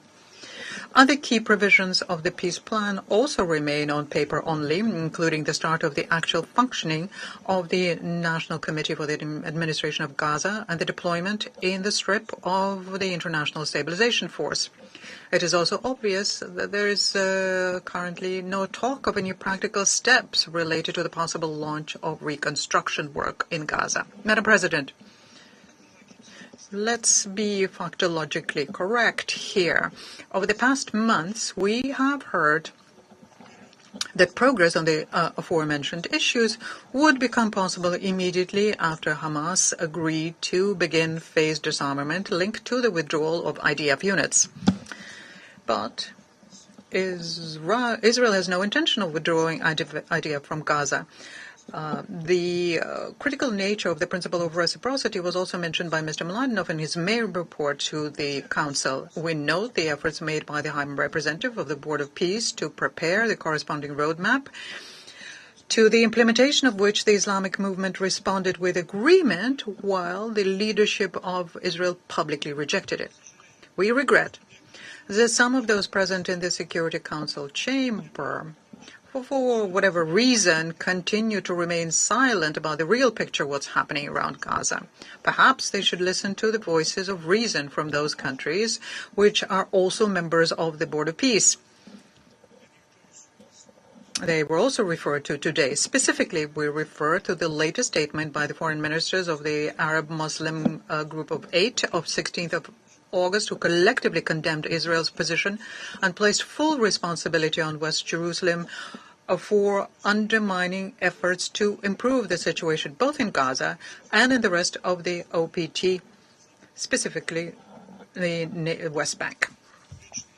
Public statements by prominent Israeli political figures, the plans and concrete steps of the country's government confirm the absence of any desire on the part of West Jerusalem to move towards de-escalation and implementation of the international legal basis for this settlement. Israel's ministers of national security and finance speak of the need to kill 30 to 40 Gazans every day and to secure the displacement of the enclave's residents with a view to re-establishing settlements there. At the same time, we note the negative developments on the situation in the West Bank, including East Jerusalem. There, the Israeli authorities are consistently pursuing a policy of strengthening their administrative and legal control contrary to the provisions of Resolution 2334. The settlement activity of Netanyahu's government is breaking all records, and we're being regularly informed about this by Mr. Alakbarov. As another separate matter here is the E1 development plan, which was approved in 2025 and which will split Palestinian territories into two parts and will put paid to the territorial integrity of the state of Palestine. Along with many responsible countries, Russia condemns the provocative course of West Jerusalem and calls for an end to settlement activity, whether under the E1 project or in other parts of the occupied territory. Of no less concern is the fact that the policy of creating irreversible realities on the ground is accompanied by an unprecedented level of violence amongst Israeli settlers, increasing IDF raids in the West Bank, sweeping restrictions on the Palestinian movement, and violations of their rights of access to basic services. In this connection, we cannot fail to mention the West Jerusalem's destructive line towards UNRWA. UNRWA, which remains the backbone entity for providing comprehensive assistance both to residents of the OPT and the Palestinian refugees in countries of the region. And we call on Israeli authorities to fully comply with their obligations as the occupying power, to cease arbitrary raids on UNRWA facilities, in particular the training center in Kalandia, and overall to ensure the unimpeded work of UN personnel within the framework of their mandate. We are convinced that the agency's mission must continue until the final peaceful settlement of the conflict, entailing the establishment of an independent sovereign state of Palestine within the 1967 borders, with East Jerusalem as its capital, living side by side in peace and security with Israel. We have always held that lasting peace and equal security can and must be achieved through the resumption of direct dialogue between the opposing parties on all outstanding contentious issues on the basis of extensive international legal framework and relying on the formula of 2 states for 2 peoples. Our country, as before, stands ready to engage with all constructive-minded partners in the interest of correcting a historic injustice and supporting the efforts of the peoples of the region themselves and their aspiration to build a prosperous Middle East free from crises. I thank you. I thank the representative of the Russian Federation for the statement, and I now give the floor to the representative of Liberia. Madam President, Liberia thanks Acting Special Coordinator Alec Barov, High Representative Malaknov, and Executive Director Rayburn for the insightful updates. We further welcome the participation of the representatives of Israel, Qatar, and the Observer State of Palestine. About 100 years ago, after our own independence, Liberia cast a vote in favor of UN General Assembly Resolution 181. We voted then, as we stand today, for a vision of 2 sovereign homes, an independent Arab state and a Jewish state, living side by side in peace, security, and mutual dignity. That commitment has never wavered. Yet, every day this Council's decisions go unimplemented. The space for peace contracts, civilian suffering deepens, and the legal authority of this institution is diminished. The fundamental question before us today is whether compliance with international law will remain optional. The advancement of tenders for 1,234 housing units in the E10 area, the E1 area, part of a broader plan for 3,401 units, 3,401 units, demands our urgent attention. This is not a routine administrative step. It directly threatens to sever the territorial contiguity and political viability of a future Palestinian state. With 19 October deadline approaching, the window for preventive action is narrowing. The legal baseline is clear. Resolution 2334 affirms that settlement built in occupied territories since 1967 have no legal validity. This obligation was further reinforced by the International Court of Justice in its July 2024 advisory opinion. In the spirit of constructive engagement, Liberia calls for a pause to the E1 tenders, a halt to settlement expansion, and decisive steps to prevent settler violence through accountability. Equal clarity must govern Gaza. Resolution 2803 outlines an agreed international architecture, a sustained ceasefire, full humanitarian access, transitional administration under the National Committee for Administration of Gaza, complete demilitarization, and a phased, verified withdrawal. There can be no selective compliance. Hamas and armed groups must fulfill their obligation to disarm, relinquish power, and defer to a single, unified civilian administration under the principle of one authority, one law, and one weapon. Israel must uphold the ceasefire, facilitate unhindered humanitarian access, cooperate with the International Verification Committee, and execute its withdrawal as agreed milestones are met. Having emerged from our own history of conflict, Liberia knows that human suffering cannot be held hostage to procedural delays. The access of civilians to water, shelter, and medical care is an absolute obligation under international humanitarian law.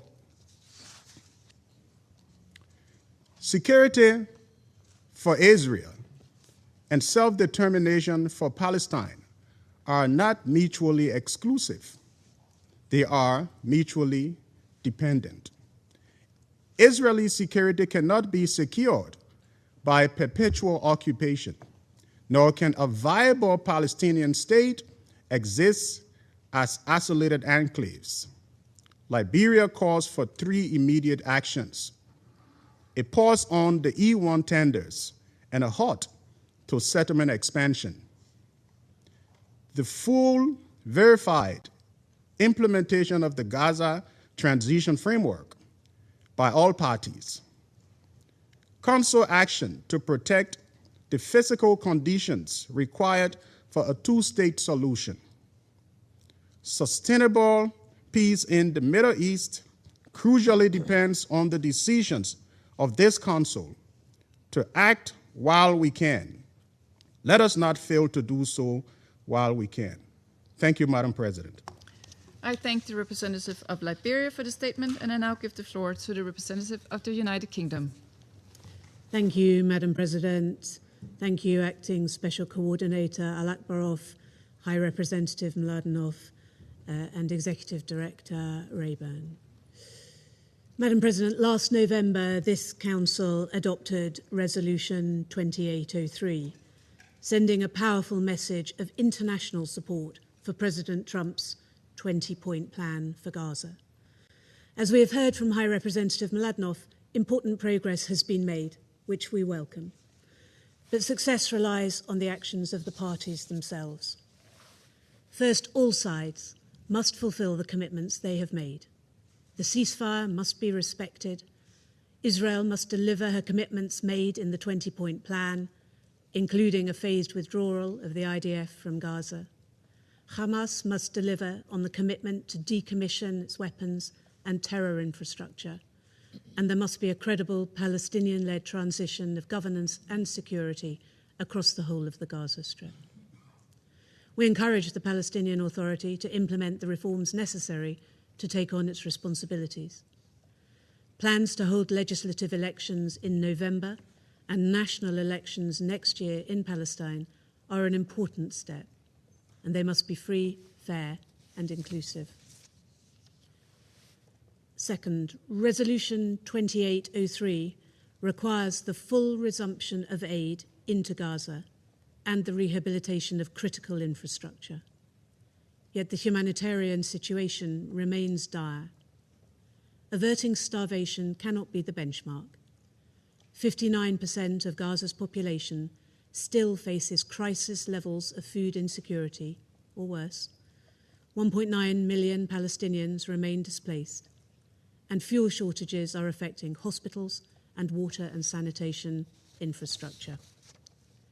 The government of Israel must end excessive aid restrictions, ensure that all aid, including fuel and engine oil, can enter predictably and at scale, open all crossings, and review the dual-use list to allow vital aid supplies in. And Hamas must stop obstructing humanitarian operations, as they did in July at a UN warehouse and food distribution point. This disrupted the delivery of life-saving assistance, with 2 truck drivers reportedly assaulted. The increasingly dangerous pattern of intimidation, violence, and obstruction, which puts humanitarian workers at risk, needs to end. The inviolability of UN premises must be respected. The forcible entry and reported seizure of UNRWA's Kalandia training centre in Jerusalem yesterday is deeply concerning. The UN, including UNRWA and NGOs, should be able to operate safely and at scale in line with international humanitarian law. Accountability is essential where these standards are not met.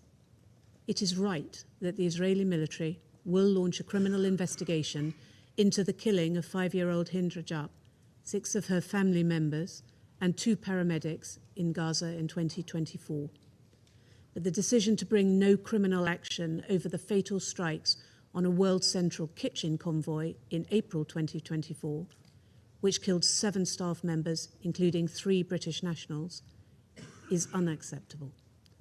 Their families deserve justice, accountability, and answers from the government of Israel. Third, on the West Bank. UNSCR 2334 is clear that Israeli settlements in the West Bank are illegal.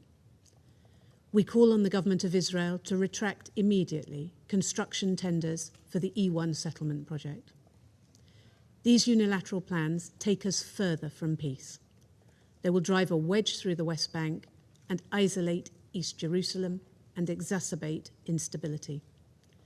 As Foreign Secretary Ed Miliband has said, we will not stand back and accept destruction of the two-state solution. We have also witnessed the tragic consequences of unprecedented levels of violence. The UN reports that 80 Palestinians and 3 Israelis have been killed in the West Bank this year.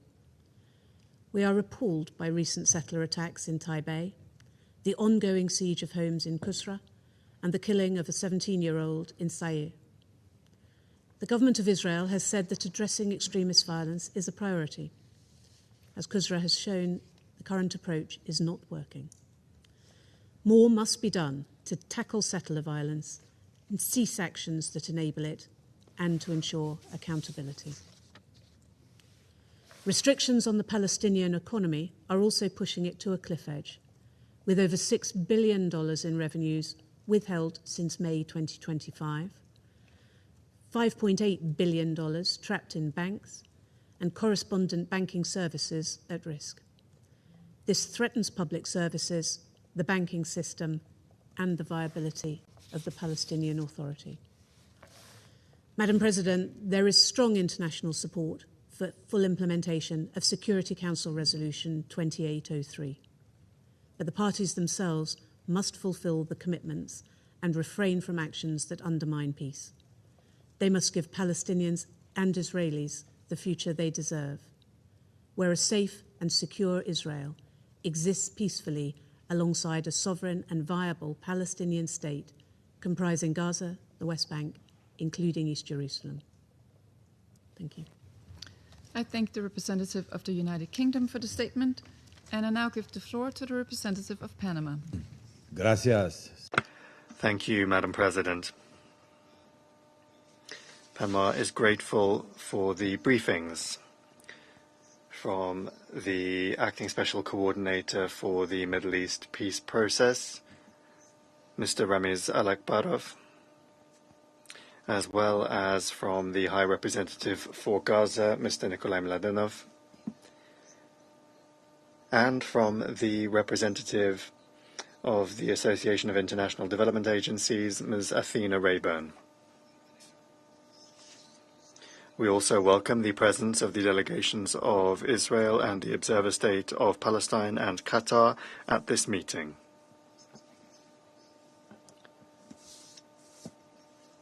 The explanations provided to us by the briefers have given us a useful update about the realities on the ground in a resounding and at times dramatic way.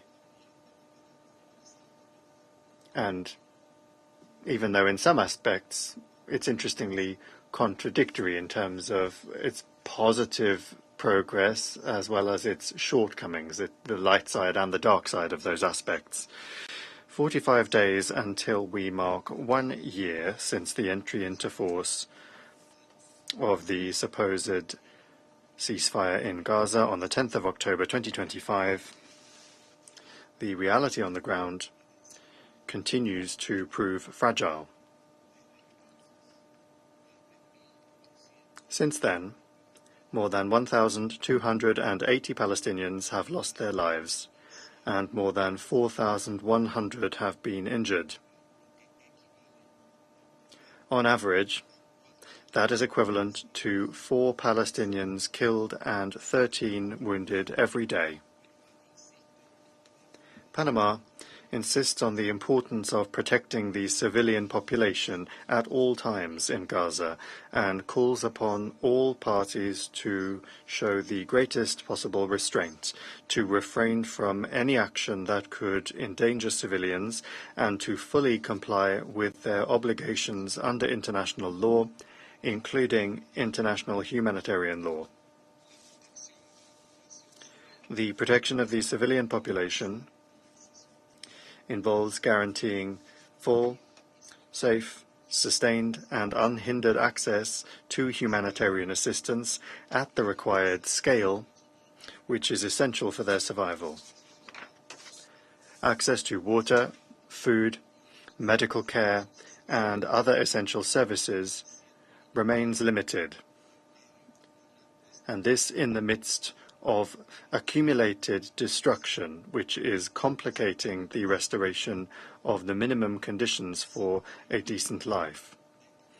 To make it possible to improve these conditions, the protection of those providing that assistance must also be guaranteed.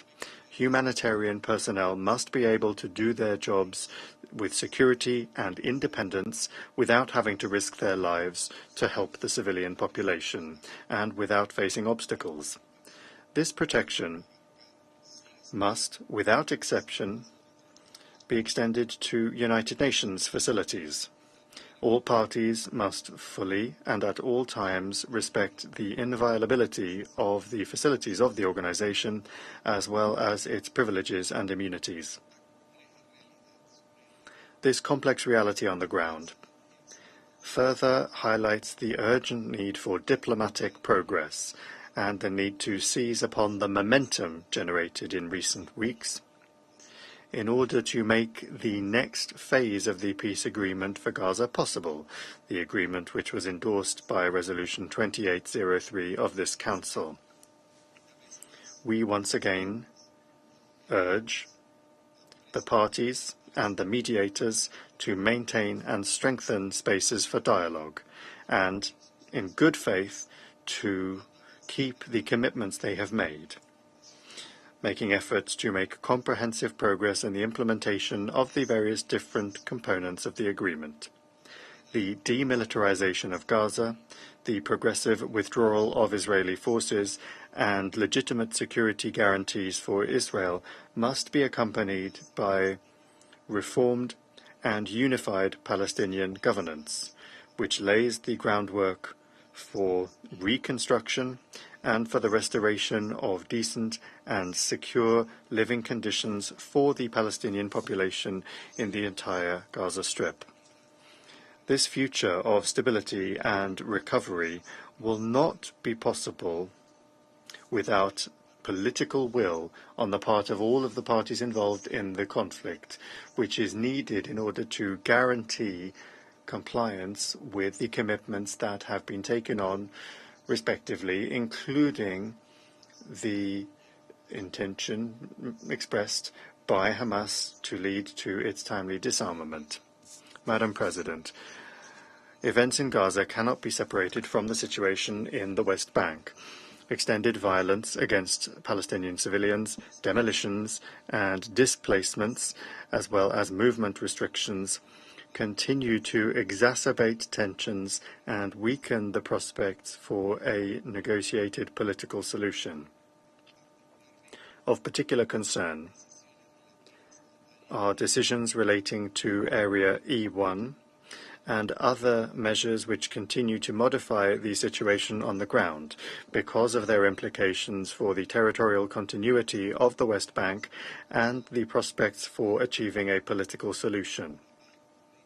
Panama reiterates its call for avoiding any unilateral measure which modifies the territorial or demographic reality on the ground, and recalls that the full implementation of the resolutions of this Council, in particular Resolution 2334 of 2016, remains essential in order to preserve the conditions needed for peace. Therefore, it is essential that the Palestinian Authority continue to move ahead with its process of reform and institutional strengthening. At the same time, it is necessary to avoid economic and financial measures which, on the contrary, would complicate that process and reduce the capacity of the Palestinian Authority to meet the needs of the population. Gaza and the West Bank form an integral part of the same territorial, political, and social reality. It is counterproductive to attempt to make progress in building a future for Gaza, while in the West Bank, the minimum conditions needed for achieving a solution are deteriorating. Panama will continue to support a negotiated political solution, which will allow Israelis and Palestinians to live in peace, security, and dignity. Thank you very much. I thank the representative of Panama for the statement, and I now give the floor to the representative of the Democratic Republic of the Congo. Madam President, the Democratic Republic of the Congo would like to thank the Special Coordinator, Mr. Alec Barov, the High Representative, Mr. Mladenov, and the Executive Director, Ms. Rayburn. We thank them for their briefings. Madam President, since our last meeting on this issue, developments in Gaza, in the West Bank and East Jerusalem, and in the wider region continue to receive our full attention. And they come at a time when diplomatic efforts in recent months are still seeking to consolidate the gains made and to preserve a sustainable political perspective. In Gaza, the Democratic Republic of the Congo reaffirms its full support for Resolution 2803 and to the comprehensive plan that it endorses. We welcome the efforts made by the High Representative for Gaza, by mediators and partners involved in its implementation, and encourage them to continue their efforts so that the current differences could be gradually resolved. The momentum created by the adoption of the resolution must now be translated into further progress. Several important issues remain unresolved, and progress is still limited. As time passes, it is important to maintain the momentum created by the plan and to maintain the conditions for seeking the conditions necessary for the compromises necessary for its implementation. In this context, the DRC encourages the parties to continue their exchanges and calls for renewed mobilization to preserve and consolidate the gains achieved through considerable efforts in the interest of the people of Gaza and, more broadly, the Palestinian and Israeli peoples who are called upon to live in peace and security. And in the same spirit, we reiterate the need to preserve the ceasefire. Despite its fragility, it remains essential for continued diplomatic efforts and the continuity of humanitarian assistance to the people of Gaza. The Democratic Republic of the Congo urges all parties to work towards its consolidation. Madam President, the humanitarian situation in Gaza at the same time remains worrying. Despite the improvement in the delivery of aid since the ceasefire, the needs still remain considerable. In terms of access, only a few crossing points are functioning in a limited way so as to deliver aid. As a result, a significant part of the population continues to face difficulties in accessing food, healthcare, water, and other essential services. The Democratic Republic of the Congo stresses the importance of continuous, safe, rapid, and unimpeded humanitarian access in accordance with international humanitarian law. In this regard, the respect of the principle of accountability by all of the parties is a precondition for the consolidation of peace and security in that region. Regular and predictable access remains essential so as to enable humanitarian actors to maintain their operations and to meet the needs of populations over time.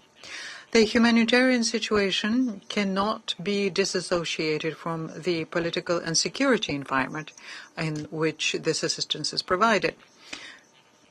In this regard, the consolidation of progress sought in the framework of Resolution 2803 must also make it possible, as was mentioned, to preserve the conditions necessary for a sustainable and effective humanitarian response. The progress made must be translated into concrete terms in the situation of civilian populations. Now, with regard to the West Bank and East Jerusalem, the Democratic Republic of the Congo reiterates its full support for Resolution 2334 and reiterates the importance of respecting its provisions. My delegation also reaffirms its support for the efforts made by the United Nations agencies and humanitarian organizations as they continue their mission in a particularly complicated operational environment. We are following with concern the continuation of the violence as well as other developments that could bring about lasting changes to the realities on the ground. The persistence of these trends comes at a time when diplomatic efforts in the region require, on the contrary, the preservation of the conditions for a sustainable political perspective.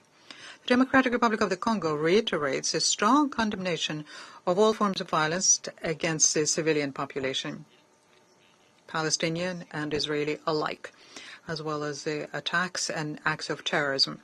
My delegation deplores the consequences stemming from this. They contribute to further undermine the situation, and we call on all parties in the face of continued tensions to exercise restraint and to prioritize de-escalation. These developments cannot be seen in isolation from the ongoing efforts in Gaza. Resolution 2803 has made it possible to initiate a trend that must now be preserved and advanced. Developments in the West Bank are likely to complicate the political environment. And this is why our delegation believes it is essential that the efforts undertaken under Resolution 2803 should continue whilst ensuring that developments on the ground do not undermine the broader prospects for a political settlement. Mr. President, the situation is already fragile, and in addition to that, there are tensions in the region. The Democratic Republic of the Congo is following with concern the recent developments in Lebanon and calls for calm and restraints on the part of all parties. In the current context, it is important that these tensions do not impede the current diplomatic momentum or pave the way for further deterioration of the regional situation. In this regard, the DRC reaffirms its commitment to the sovereignty, territorial integrity and independence of Lebanon and to respect for the relevant Security Council resolutions. My delegation in this context calls for responsibility on the part of all parties and all those who are in a position to contribute to the search for a political solution. The framework exists, is there, and considerable efforts have been made to bring positions closer together. The challenge now is to enable the efforts undertaken to produce new advances while preventing developments on the ground from gradually reducing the space opened up by diplomacy.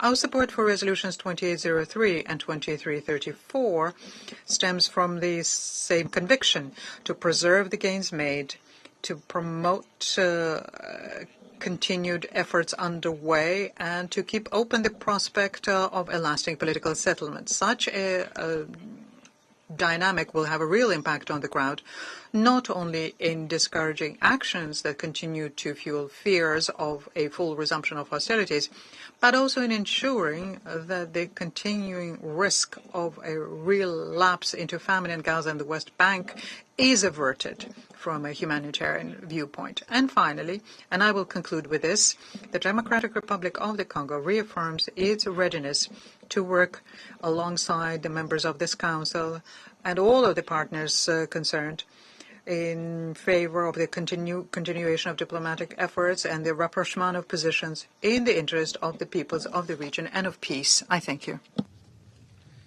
I thank the representative of the Democratic Republic of Congo for the statement, and I now give the floor to the representative of Greece. Thank you, Mr. President. And let me thank the Acting Special Coordinator, Ramiz Alakbarov, and High Representative for Gaza to the Board of Peace, Nikolai Mladenov, for their briefings, as well as Ms. Athena Rayburn for her remarks. Mr. President, 9 months after the adoption of Security Council Resolution 2803, the necessity for a credible political horizon in Gaza remains urgent as ever. The commitments undertaken under the Comprehensive Peace Plan must now be translated into concrete action on the ground. Greece welcomes the progress achieved so far, including the release of all hostages, the scaling up of humanitarian assistance, and Israel's approval of the entry of the ISF into Gaza.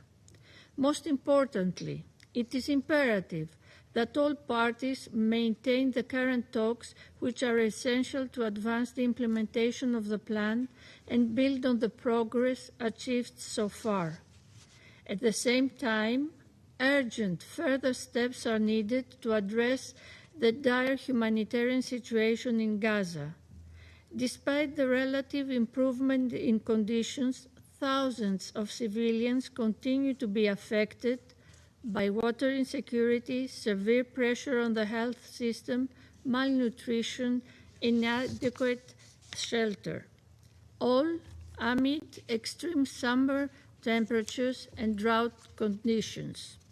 Humanitarian and commercial flows must be sustained, made predictable, and further increased. In this vein, the role of humanitarian actors, including UNRWA, remains indispensable. In this regard, we are concerned with the incursion into the United Nations Kalandia Training Center. We reaffirm that the integrity and inviolability of United Nations premises must be respected, upheld, and protected. Early recovery must move forward in parallel with the ongoing political and security discussions. Momentum should be maintained on projects addressing immediate social and economic needs, while ensuring that transitional arrangements strengthen rather than replace Palestinian institutions. The disarmament of Hamas and of other armed factions is also a priority. The terror groups are an impediment to peace and to the realization of the aspirations of the Palestinian peoples. Hamas cannot have a role in the governance of Gaza. We commend the efforts of the High Representative Mladenov on accelerating the discussions on disarmament as addressing Israel's legitimate security concerns is a necessary condition of for peace. We encourage the necessary arrangements for the National Committee for the Administration of Gaza to enter the Strip and assume its responsibilities as soon as possible, so as to implement the crucial plans on housing and restoration of basic services. We also support the deployment of the newly vetted Palestinian police forces. We believe that the roles of NCAG and the Palestinian Authority are complementary. We will continue supporting the Palestinian Authority in its path for reforms. The ultimate objective should be the return of a reformed and effective Palestinian Authority to Gaza as soon as possible in accordance to the United Nations Security Council Resolution 2803. At the same time, we should collectively continue engaging with Israel on the release of withheld Palestinian tax revenues, which are critical to the financial stability of the Palestinian Authority and its reform efforts. Madam President, the situation in the West Bank and East Jerusalem remains deeply concerning. Settlement expansion, forced displacement, demolitions, and settler violence, including against Christian communities, threaten to fundamentally alter the realities on the ground. We are strongly concerned with the recent tendering for the construction of housing units in the E1 settlement, as such actions run counter to international law and undermine the prospects for a negotiated two-state solution. Inflammatory rhetoric and provocative statements are similarly counterproductive. In this context, consistent investigations, follow-up, and implementation of relevant decisions remain essential. It is of paramount importance the preservation and respect of the historic and legal status quo of the holy sites in Jerusalem, an essential element of interfaith coexistence and regional stability. In concluding, Madam President, Greece will continue to support all efforts aimed at reinvigorating a credible political process leading to a negotiated two-state solution in line with all relevant United Nations Security Council resolutions and the New York Declaration. International initiatives, including the recent meeting of the Global Alliance for the Implementation of the Two-State Solution in Rome, provide further impetus to advance the political process and contribute to implementing the commitments undertaken. Greece will remain committed to working to turn the present opening into lasting progress towards sustainable peace and stability in Gaza and the West Bank. I thank you. I thank the representative of Greece for the statement, and I now give the floor to the representative of Somalia. Madam President, I thank Acting Special Coordinator Al-Akbarov and High Representative Mladenov for their briefing. I also listened carefully to Ms. Rayburn's IDA Director remarks, which underscore the urgent realities facing Palestinians and humanitarian actors in the occupied Palestinian territory, as well as the dangerous humanitarian disconnection in the implementation of Resolution 2803. Somalia wishes to underscore the following key points. First, the situation in Gaza remains deeply alarming and requires sustained attention. The humanitarian crisis is acute. Nearly 2 million individuals, about 94% of Gaza's population, now require shelter or basic household assistance, while water insecurity affects the vast majority of residents. As we have heard, humanitarian access remains severely restricted, and the needs on the ground are immense. Somalia reiterates its call for the full, immediate, and faithful implementation of Security Council Resolution 2803 with tangible improvements for Palestinian civilians, including unimpeded humanitarian access, reconstruction, and the advancement of credible political process toward peace.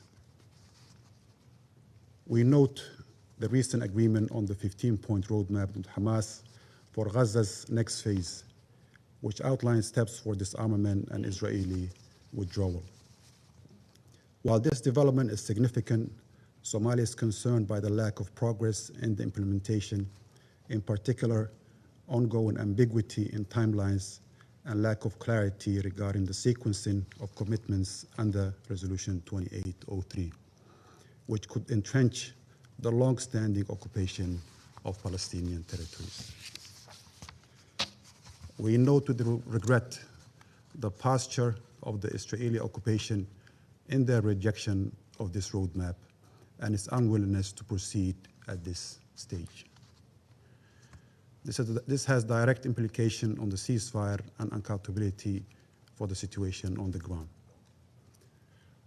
Of the 150 cases of troops conduct in Gaza reviewed by Israel, the occupying force, only 2 have resulted in criminal referrals, further eroding confidence in the accountability process. The Council must insist that Israel, the occupying power, provide clarity, transparency, and genuine engagement to agreed steps in order to create the conditions necessary for peace and stability.